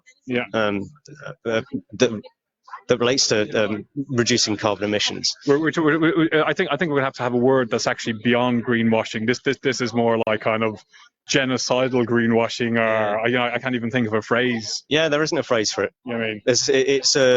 It's ecocidal beyond really anything that we've seen before. Yeah. Over the past 3 weeks, I've been doing a lot of research on Shell, things I never really knew about, and they've got a lot of mess in their past. And I, before this, was thinking, well, maybe there's a glimmer of hope that Shell, with all of their money and their resources, will be able to do something to fix this. Yeah.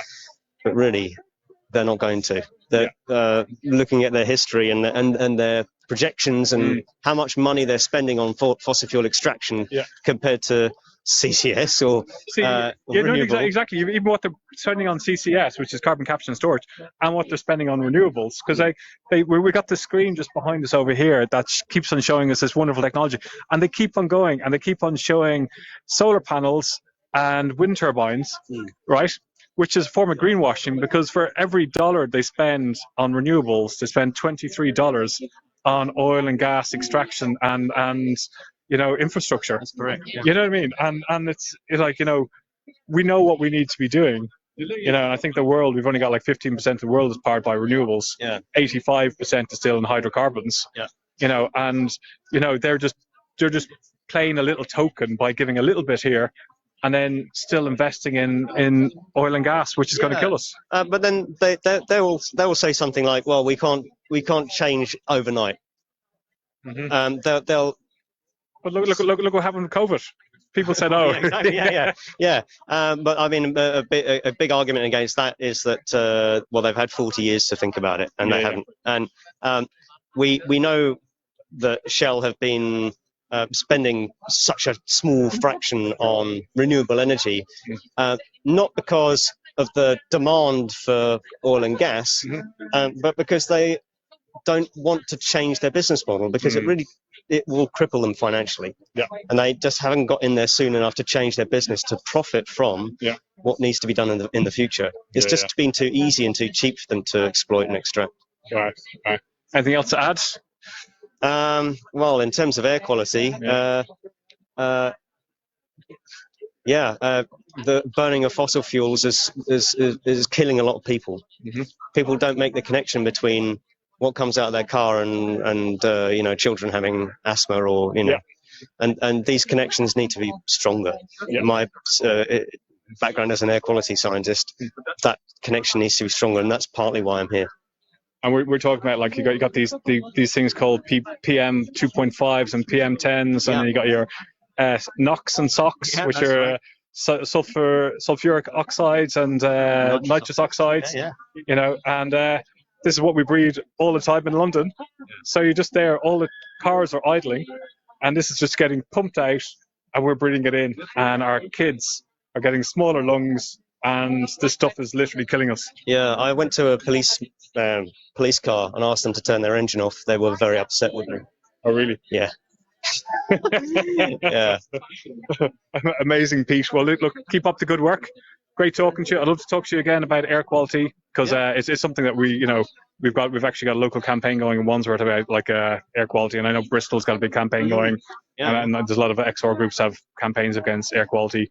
And it's all interconnected. Yeah. So keep up the good work. I look forward to having a chat with you. Yeah, definitely. Yeah. I'll give you my details afterwards. Nice. Cheers. I'm just going to check in with Director Vlad. Do I have time for one more interview?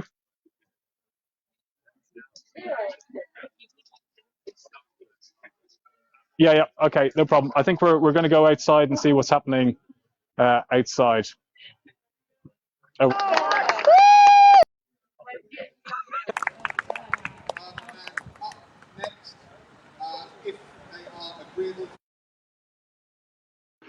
I think, let's have a look at that.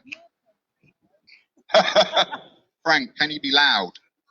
Yeah, good man yourself. Okay, so now we have, I think that's about how it goes. We have a word from one of the children who are passionate about science, passionate about life, and passionate about this planet. I'll hand you over to Frank. Give him a warm welcome, please, people.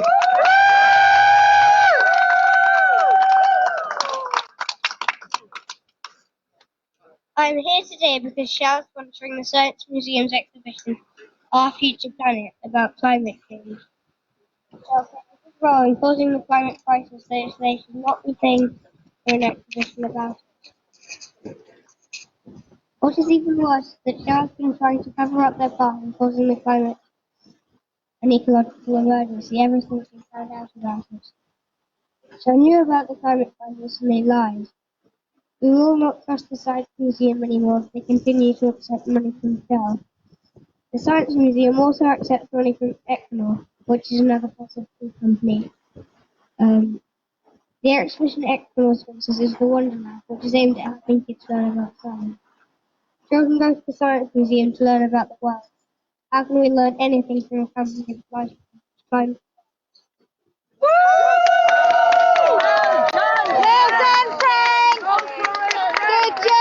X or U.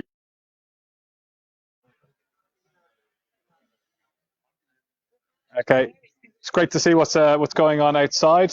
So we're back in here, and we're with Dr. Valeria, who is a doctor of, what are you a doctor of? Molecular biology.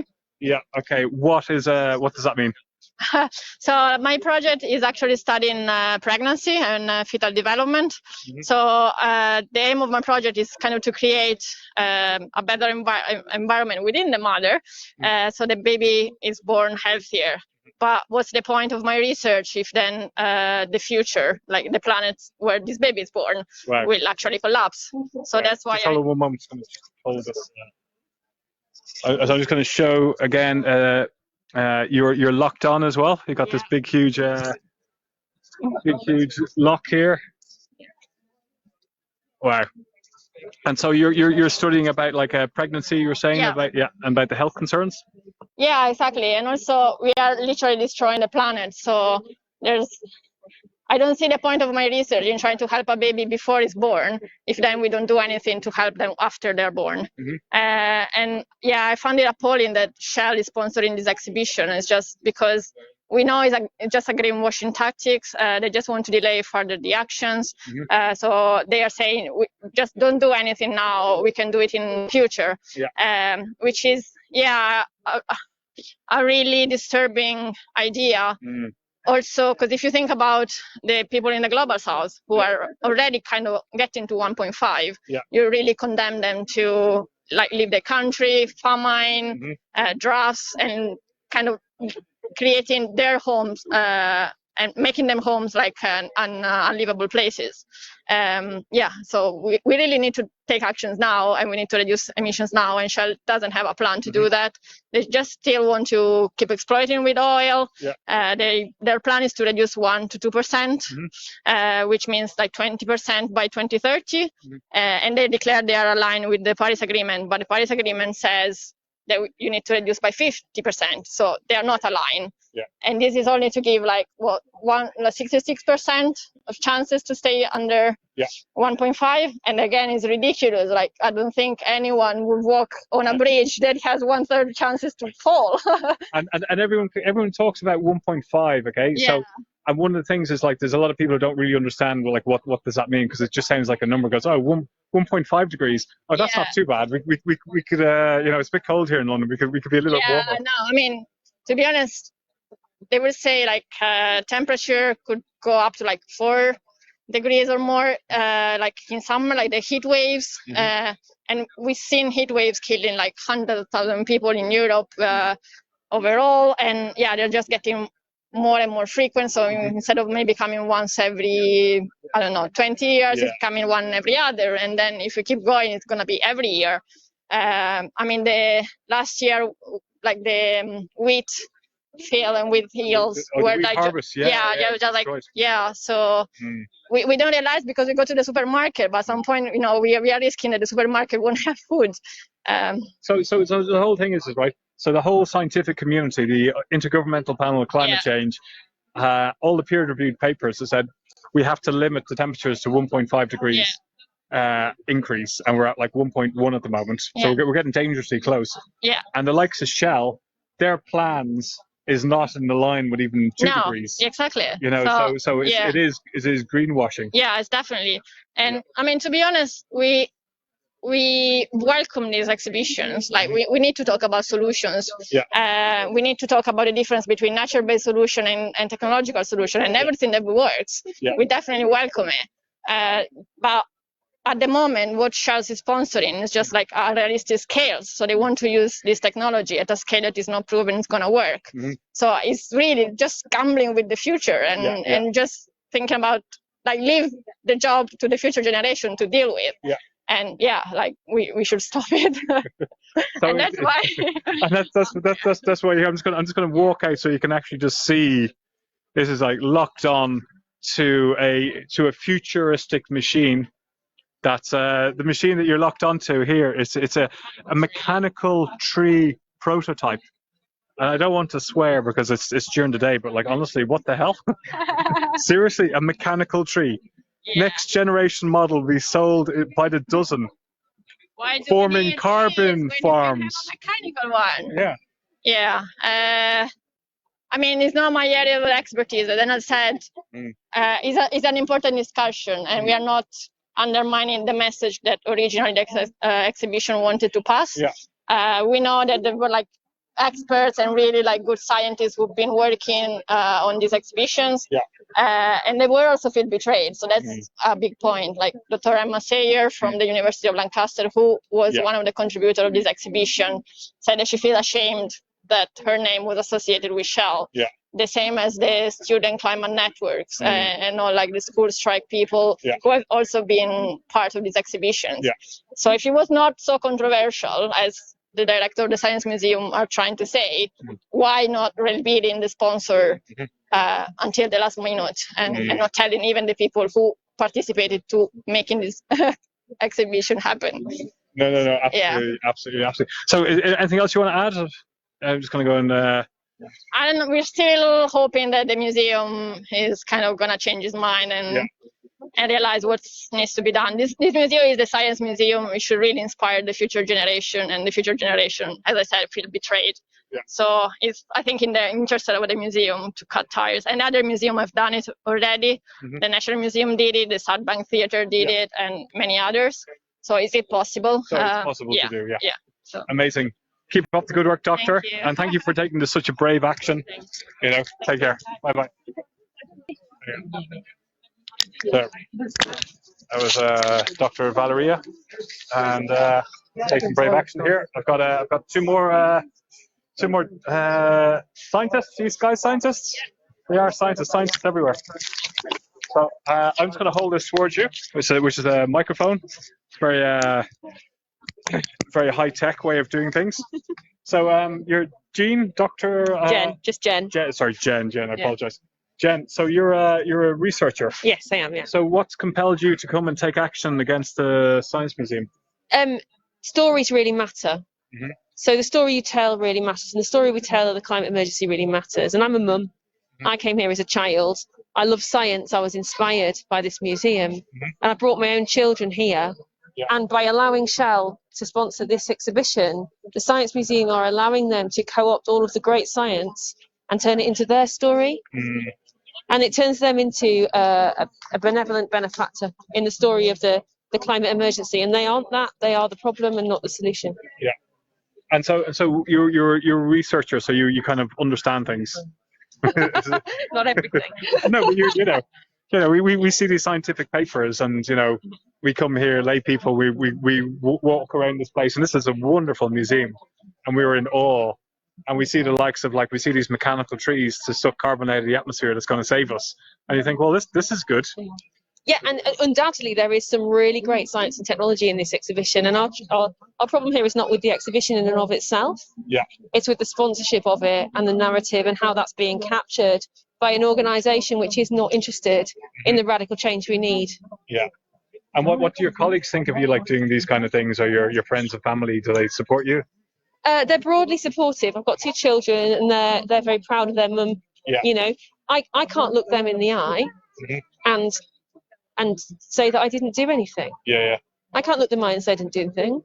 At least now when I go home, whatever the consequences of today are, I can say to them that I really did try to make sure that the truth was told. Yeah, and amazing. And so you're a mum. And you're saying you've got this here so people can see why you're standing here. Yeah, so what's really interesting actually about the way this protest has kind of panned out is we've become part of the exhibition. Yeah. So we are exhibits in and of our own right. We're talking to people. We're explaining why we're here. We're explaining why, we love the Science Museum, but we absolutely have to call out this sponsorship for what it is. Yeah, amazing. Anything to add for yeah? I put you on the spot here. Yeah, you put me on the shell. Get Shell out the museum. Cut ties with big oil. Cut ties with big oil. Very clear, very simple. Thank you very much. Keep up the good work. Did you want to have a quick word? Dr. Abby Perrin? I'm a microbiologist, right? And I'm guessing that's something to do with small things. Small, yes. And that was like some form of biomass, that sort of living stuff. Yes, so I currently work on microbes that photosynthesize. Yeah. Ooh. So I'm just going to just change my hand around, like I'm getting cramped here. So I'm just going to hold this towards you. So you microbes that photosynthesize. Mm-hmm. So are these the kind of things like in the ocean that kind of that gives us oxygen? Yes. So the people debate the numbers, but something like 20-30% of all the carbon dioxide in the atmosphere is captured by photosynthetic microbes. Yeah, which are very, very interesting. So these things here are what we need when we talk about like kind of killing our soil and killing our oceans. We're talking about killing the little tiny things that actually stop. So they're part of bigger a delicate ecosystem, and they play a really important role in taking carbon dioxide out of our atmosphere. Wow. Okay, so we've got that out of the way. Phew. There goes my A-level science. So what's compelled you to come and take this action today here? So I was very, very nervous about coming here today, but I'm more nervous about what the future of the planet looks like if we don't stand up against organisations that are painting themselves to be part of the solution to the climate and ecological emergency, but spend 90% of their resources doing activities that are so much more damaging and are contributing more to the crisis than they are to solving it. Somebody I know calculated that Shell in particular are spending more than 200 times more on extracting oil and gas than they are in actually investing in carbon capture and storage technologies. And most people probably wouldn't know that from their branding. Wow. No, very good. So you're here and you're just calling them out, and I feel like we're scientists. Like, I want to stand up for good science, and there's a lot that we don't know, but there are a few things that are quite clear. It's quite clear that we are in an emergency situation, and we need to be doing everything we can to change our course. And currently, despite what you might read or might hear from Shell, they are putting us on a very dangerous and very scary course. It's a very scary course, yeah. Absolutely. Anything else to add? No, I'm absolutely exhausted, and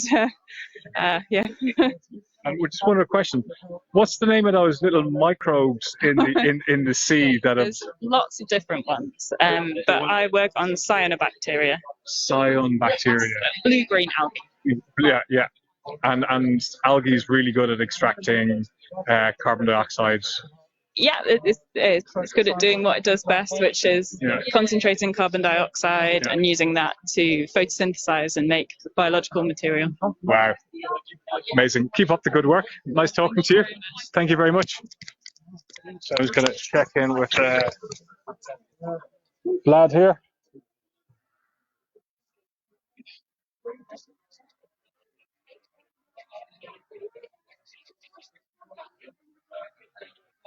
Yeah, no, that's it. So I'm just, I don't know actually if anybody's actually seen what the exhibition looks like. So I'm just going to just pan around and just give you a quick idea what our future planet looks like. So save you £5 from coming in. Actually, I recommend coming into the Science Museum. So this is what the exhibition is. This is one of the Climeworks direct air capture machines. Of taking carbon dioxide out of the atmosphere and turning it back into rock.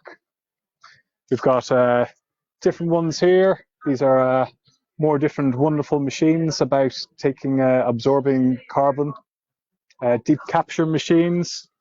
Then we've even got ones here. They're talking about converting carbon dioxide into yoga mats and converting it into cutlery and sunglasses. It all sounds absolutely wonderful. And we've got this nice diagram here showing, what an injection platform looks like of where we're going to be putting carbon dioxide, and it's going to be stored into these rocks here. So some of this stuff is actually technically possible to do. Again, it's unproven at scale. We don't actually know what the costs are going to be, but it's the sheer volume that we actually have to do. It's very complex. And it's very expensive. So, and then around here, this is our future, our planet. This is the exhibition. Then around this side here, got tomorrow's world. And we've got some stuff here about green up your act, talking about these are from kids, keep it cool. And yeah, we've got some of the brown stuff here, black stuff, coal, which is obviously causing vast amounts of carbon dioxide. We've got a bit of information here on the forests. So this is a part of the big greenwashing that they're talking about, is the scale of reforestation that Shell are talking about in order to keep on polluting. So yeah, so that's pretty much it. It's a very, very small exhibition, but the whole thing is actually sponsored by Shell. And the two main displays that you've got are these machines, this carbon tree and the carbon capture and storage machine, which everybody's quite terrified about. So here we've got Dr. Emily Grossman again. It'd be good to have a quick word before we wrap up. Emily, are you there? Yeah, I'm here. Yeah, I'm here. There we go. So you've just been listening to some of the interviews with the scientists, your colleagues here. So just some of your thoughts before we wrap up. Yeah, I'm really, really moved by everything that's been going on today. As you've heard, some of the scientists are really putting their careers on the line. They're very nervous. Some of them are really not used to doing this kind of thing. You know, scientists, as I said earlier, are not generally used to being activists, but we've had to do this because we've been raising the alarm for decades. Most of us know really the depths now of what's going on, and we're not being listened to. And to be at an exhibition or to be witnessing an exhibition from one of the country's top science institutions, if not the top, the Science Museum, being sponsored and funded by Shell is just absolutely heartbreaking. So, you know, we've had to take action. And just to sum up, you know, what is really the problem with Shell? I mean, we're talking about Shell knew about the climate crisis at least 30 years ago, and they've spent, since the Paris Agreement, which has agreed to limit the absolute worst damage of climate change, Shell has spent 1 billion of their shareholders' money in funding climate delay, climate denial, climate misinformation, institutes like the Heartland Institute, spending shareholders' money on basically corrupting science misinformation with the aim specifically to delay taking meaningful action, which is exactly what's happened. And then if we look at what's needed today, Shell are absolutely irresponsibly polluting areas of the world and not cleaning up after themselves, in spite of facing legislative action in places like Nigeria. There's 8 million people each year dying from air pollution. Most of that is due to fossil fuel emissions. But in terms of what's needed to go forward, that's kind of even worse in a way, because Shell are saying that they're getting to net zero 2050, that they've got a 10-year plan, but it's been torn apart by scientists and financial analysts. What we really need to see, it's internationally agreed through the Paris Agreement that we need to stay below 1.5 degrees heating. What that means practically is halving our emissions by 2030 and going to net zero by 2050. But yet Shell are actually only committing to a 20% reduction in their gas emissions, and that's only the intensity of emissions. Out from the International Energy Agency yesterday, saying that in order to get to net zero and in order to stay below 1.5 degrees, which is absolutely essential now, we have to see absolutely no new exploration for fossil fuels, oil or gas after the end of this year. But what Shell are already committed to doing is expanding their gas exploration by 50% over the next 10 years. So it's completely ludicrous. They are not aligned with any international targets. And as you've just been saying, they are basing their future business plans on enormous amounts of carbon capture and storage, which is what you're seeing in the exhibition. But the problem is it is absolutely not proven to be able to work. So they're kicking the can down the road. They're saying we're going to suck out all this carbon dioxide from the atmosphere in future years. We're going to plant all these trees. It's just not feasible. It's just not scientifically possible. And they're putting that responsibility on future generations. And we're already seeing that Shell are actually on trial in The Hague for their actions to delay and to willfully mislead about the climate crisis. They're on trial for that, for failure to respond to the climate crisis. That's at The Hague. And I just want to mention also one landmark court case that took place not so long ago. There were 7 Extinction Rebellion activists who, in April 2019, as part of one of the early rebellions, actually graffitied on the Shell building and broke glass at the front of the Shell building. And they were put on trial for this. And the jury acquitted them. And why did they acquit them? They acquitted them because each of those 7 activists, they gave an account, a heart-moving account from the heart, from their research into why they felt that it was necessary to attack Shell in this quite, one could say, challenging and controversial way.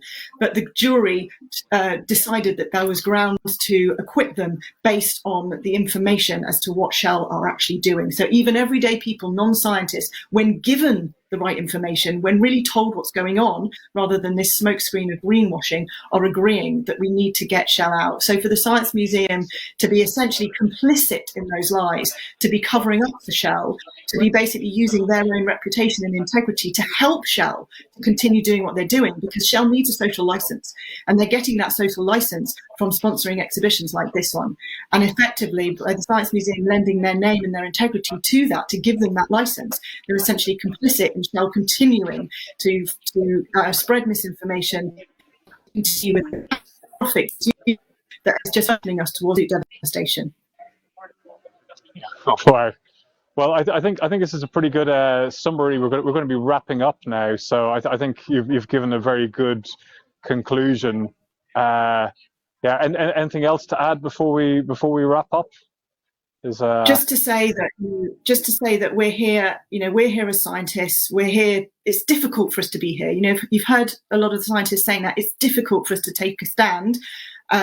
And to put ourselves on the line and to take a stand and to have our voices heard. We've been taught to be impartial, to not be emotive, to simply report on facts, and it hasn't worked. And it's even more difficult for scientists to be going out there at the Science Museum of all places. But we're doing it for the sake of our children, for the sake of the children on this planet, to say, please don't have kids coming through the doors, being inspired by science, being inspired about an exhibition about the future of our planet, but teaching them by default or by sort of association that Shell can be part of that future, because they absolutely can't. We have to sever all links to not just Shell, but to all fossil fuel companies and big oil. Wow. Thank you very much, Dr. Emily Grossman. I think that was a very good way to end this live stream. To anybody watching this, just a reminder, can you please share, tag some friends?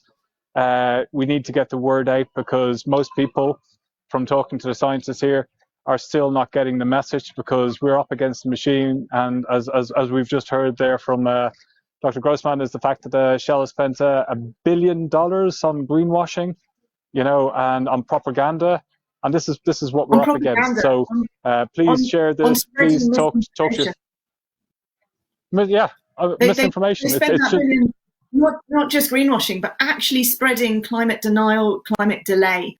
And that's what's so frightening here. If you want to know more about what's going on the planet and about why we're here as what the scientists are now standing behind, then please do read our Emergency on Planet Earth free online guide to the climate and ecological crisis that's in layperson's terms that anyone can understand. It's written for teenagers and adults. You can find that on the Extinction Rebellion website or by Googling Emergency on Planet Earth and my name, if that's helpful. Yeah, no, please do that. Please go and download it today, read it, talk about it with your friends and family, get the knowledge that you need. So Dr. Emily Grossman, thank you very much again for joining us on this live stream. Keep up the good work, and we'll no doubt we'll talk again soon. Okay. Thank you. Take care. Yeah, thanks for everything you're doing too. Thank you. Thank you. Bye-bye. So please, if you're at home, just go and Google and download some of the scientific information that's been put together in bite size for people like us who can nice and simply understand what's actually going on and what's compelling scientists here and around the world to take action, and why these scientists here, we've spoken to all of them, hearing their personal stories. They're putting their own reputation on the line from actually doing this, facing arrest, because they just feel like there's nothing left for them to do but to raise the alarm and to tell everybody that what's happening here at the Science Museum is totally unacceptable, and accepting sponsorship by Shell is totally not acceptable in this day and age of the scientific knowledge that's known with the ecological climate emergency. So one last reminder, please share this, please get involved. There's loads of different actions happening here in the United Kingdom and around the world. Everybody can get involved, and we need everybody on board in this. Okay, we're going to wrap up, and we've got a video from Dr. Lucy that's been shot before. So we're going to play out on that. So yeah. So we've got a So it was a speech that happened earlier, and to the director of the Science Museum. So written by scientists of Extinction Rebellion. So we're going to end on that and listen to what the scientists have to say. Thank you very much. Rebellion! Hello there, everyone. I'm Lucy Hogarth. I'm an astrophysicist, and I'm here today to represent XR scientists. Like many of you, I also don't want to be here today. I actually have autism, and as you can imagine, this isn't exactly an autistic-friendly environment. But I'm here today, and I'm going to read out a letter that XR scientists wrote to the Science Museum, to Thierry&, about why we believe that Shell is a completely inappropriate funder for their new exhibition on climate solutions.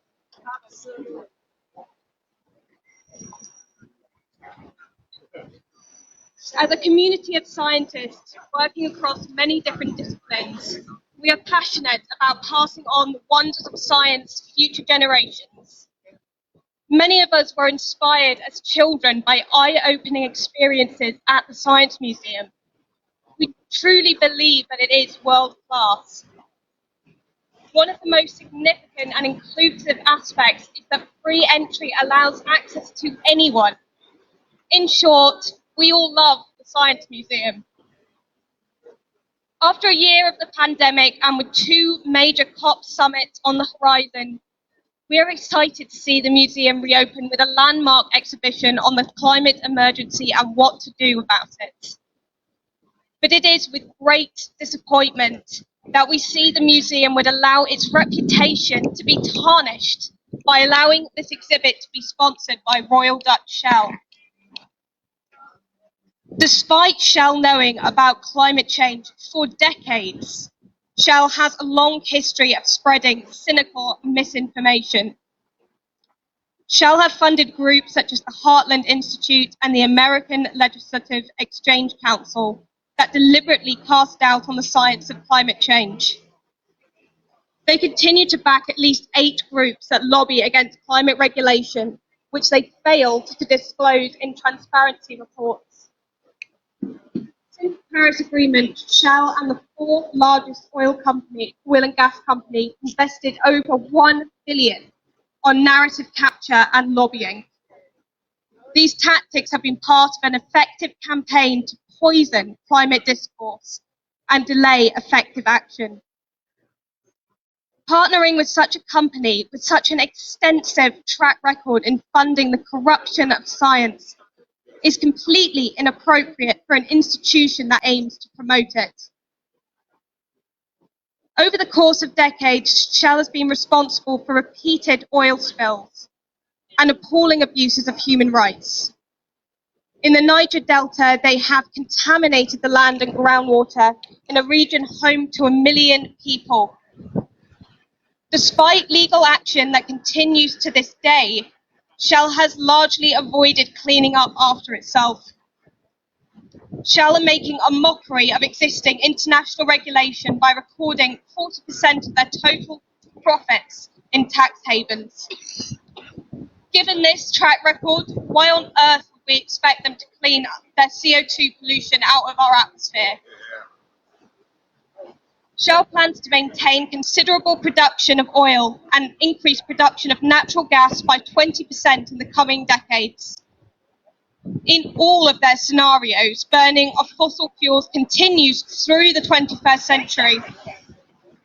Between 2018 and 2020, Shell invested over 90% of their capital in fossil fuels, with only 3 to 5% in renewable energy. The Transition Pathway Initiative, of which the Science Museum Group is a member, reported that Shell's business plans are not in line with limiting warming to 2 degrees Celsius. Shell's willful failure to respond to the climate crisis is currently the subject of a trial at The Hague. The plans for net zero that Shell have loudly publicised rely on unfeasible levels of offsetting and carbon capture and storage, requiring vast acres for biofuel growth that would compete with land needed for food production and natural ecosystems. A recent open letter by 41 eminent environmental scientists documenting myths around offsetting and net zero targets say that such plans distract from the urgent need to cut fossil fuel emissions now. The over-reliance on currently unproven future mass deployment of bioenergy, CCS, to offset today's emissions sets up a high-stakes gamble for the children coming through the doors of the Science Museum. We find ourselves still in 2021 contesting the integrity of a Shell-sponsored exhibition about the climate crisis, which emphasises the role of CCS, that's carbon capture and storage. While we welcome a balanced discussion of CCS, Shell has a clear vested interest in it being promoted over other measures to mitigate emissions. We strongly reject the premise that Shell are aligning themselves with a transition away from fossil fuels. The utter failure of governments and corporate interests to reverse destructive impacts on the planet's survival systems threatens our civilization and much of life on Earth. Shell continues to play a role in this escalating crisis, but it is clear that their business depends on a societal license to operate. Funding exhibitions allow Shells to borrow the prestige and implied endorsement of the Science Museum Group.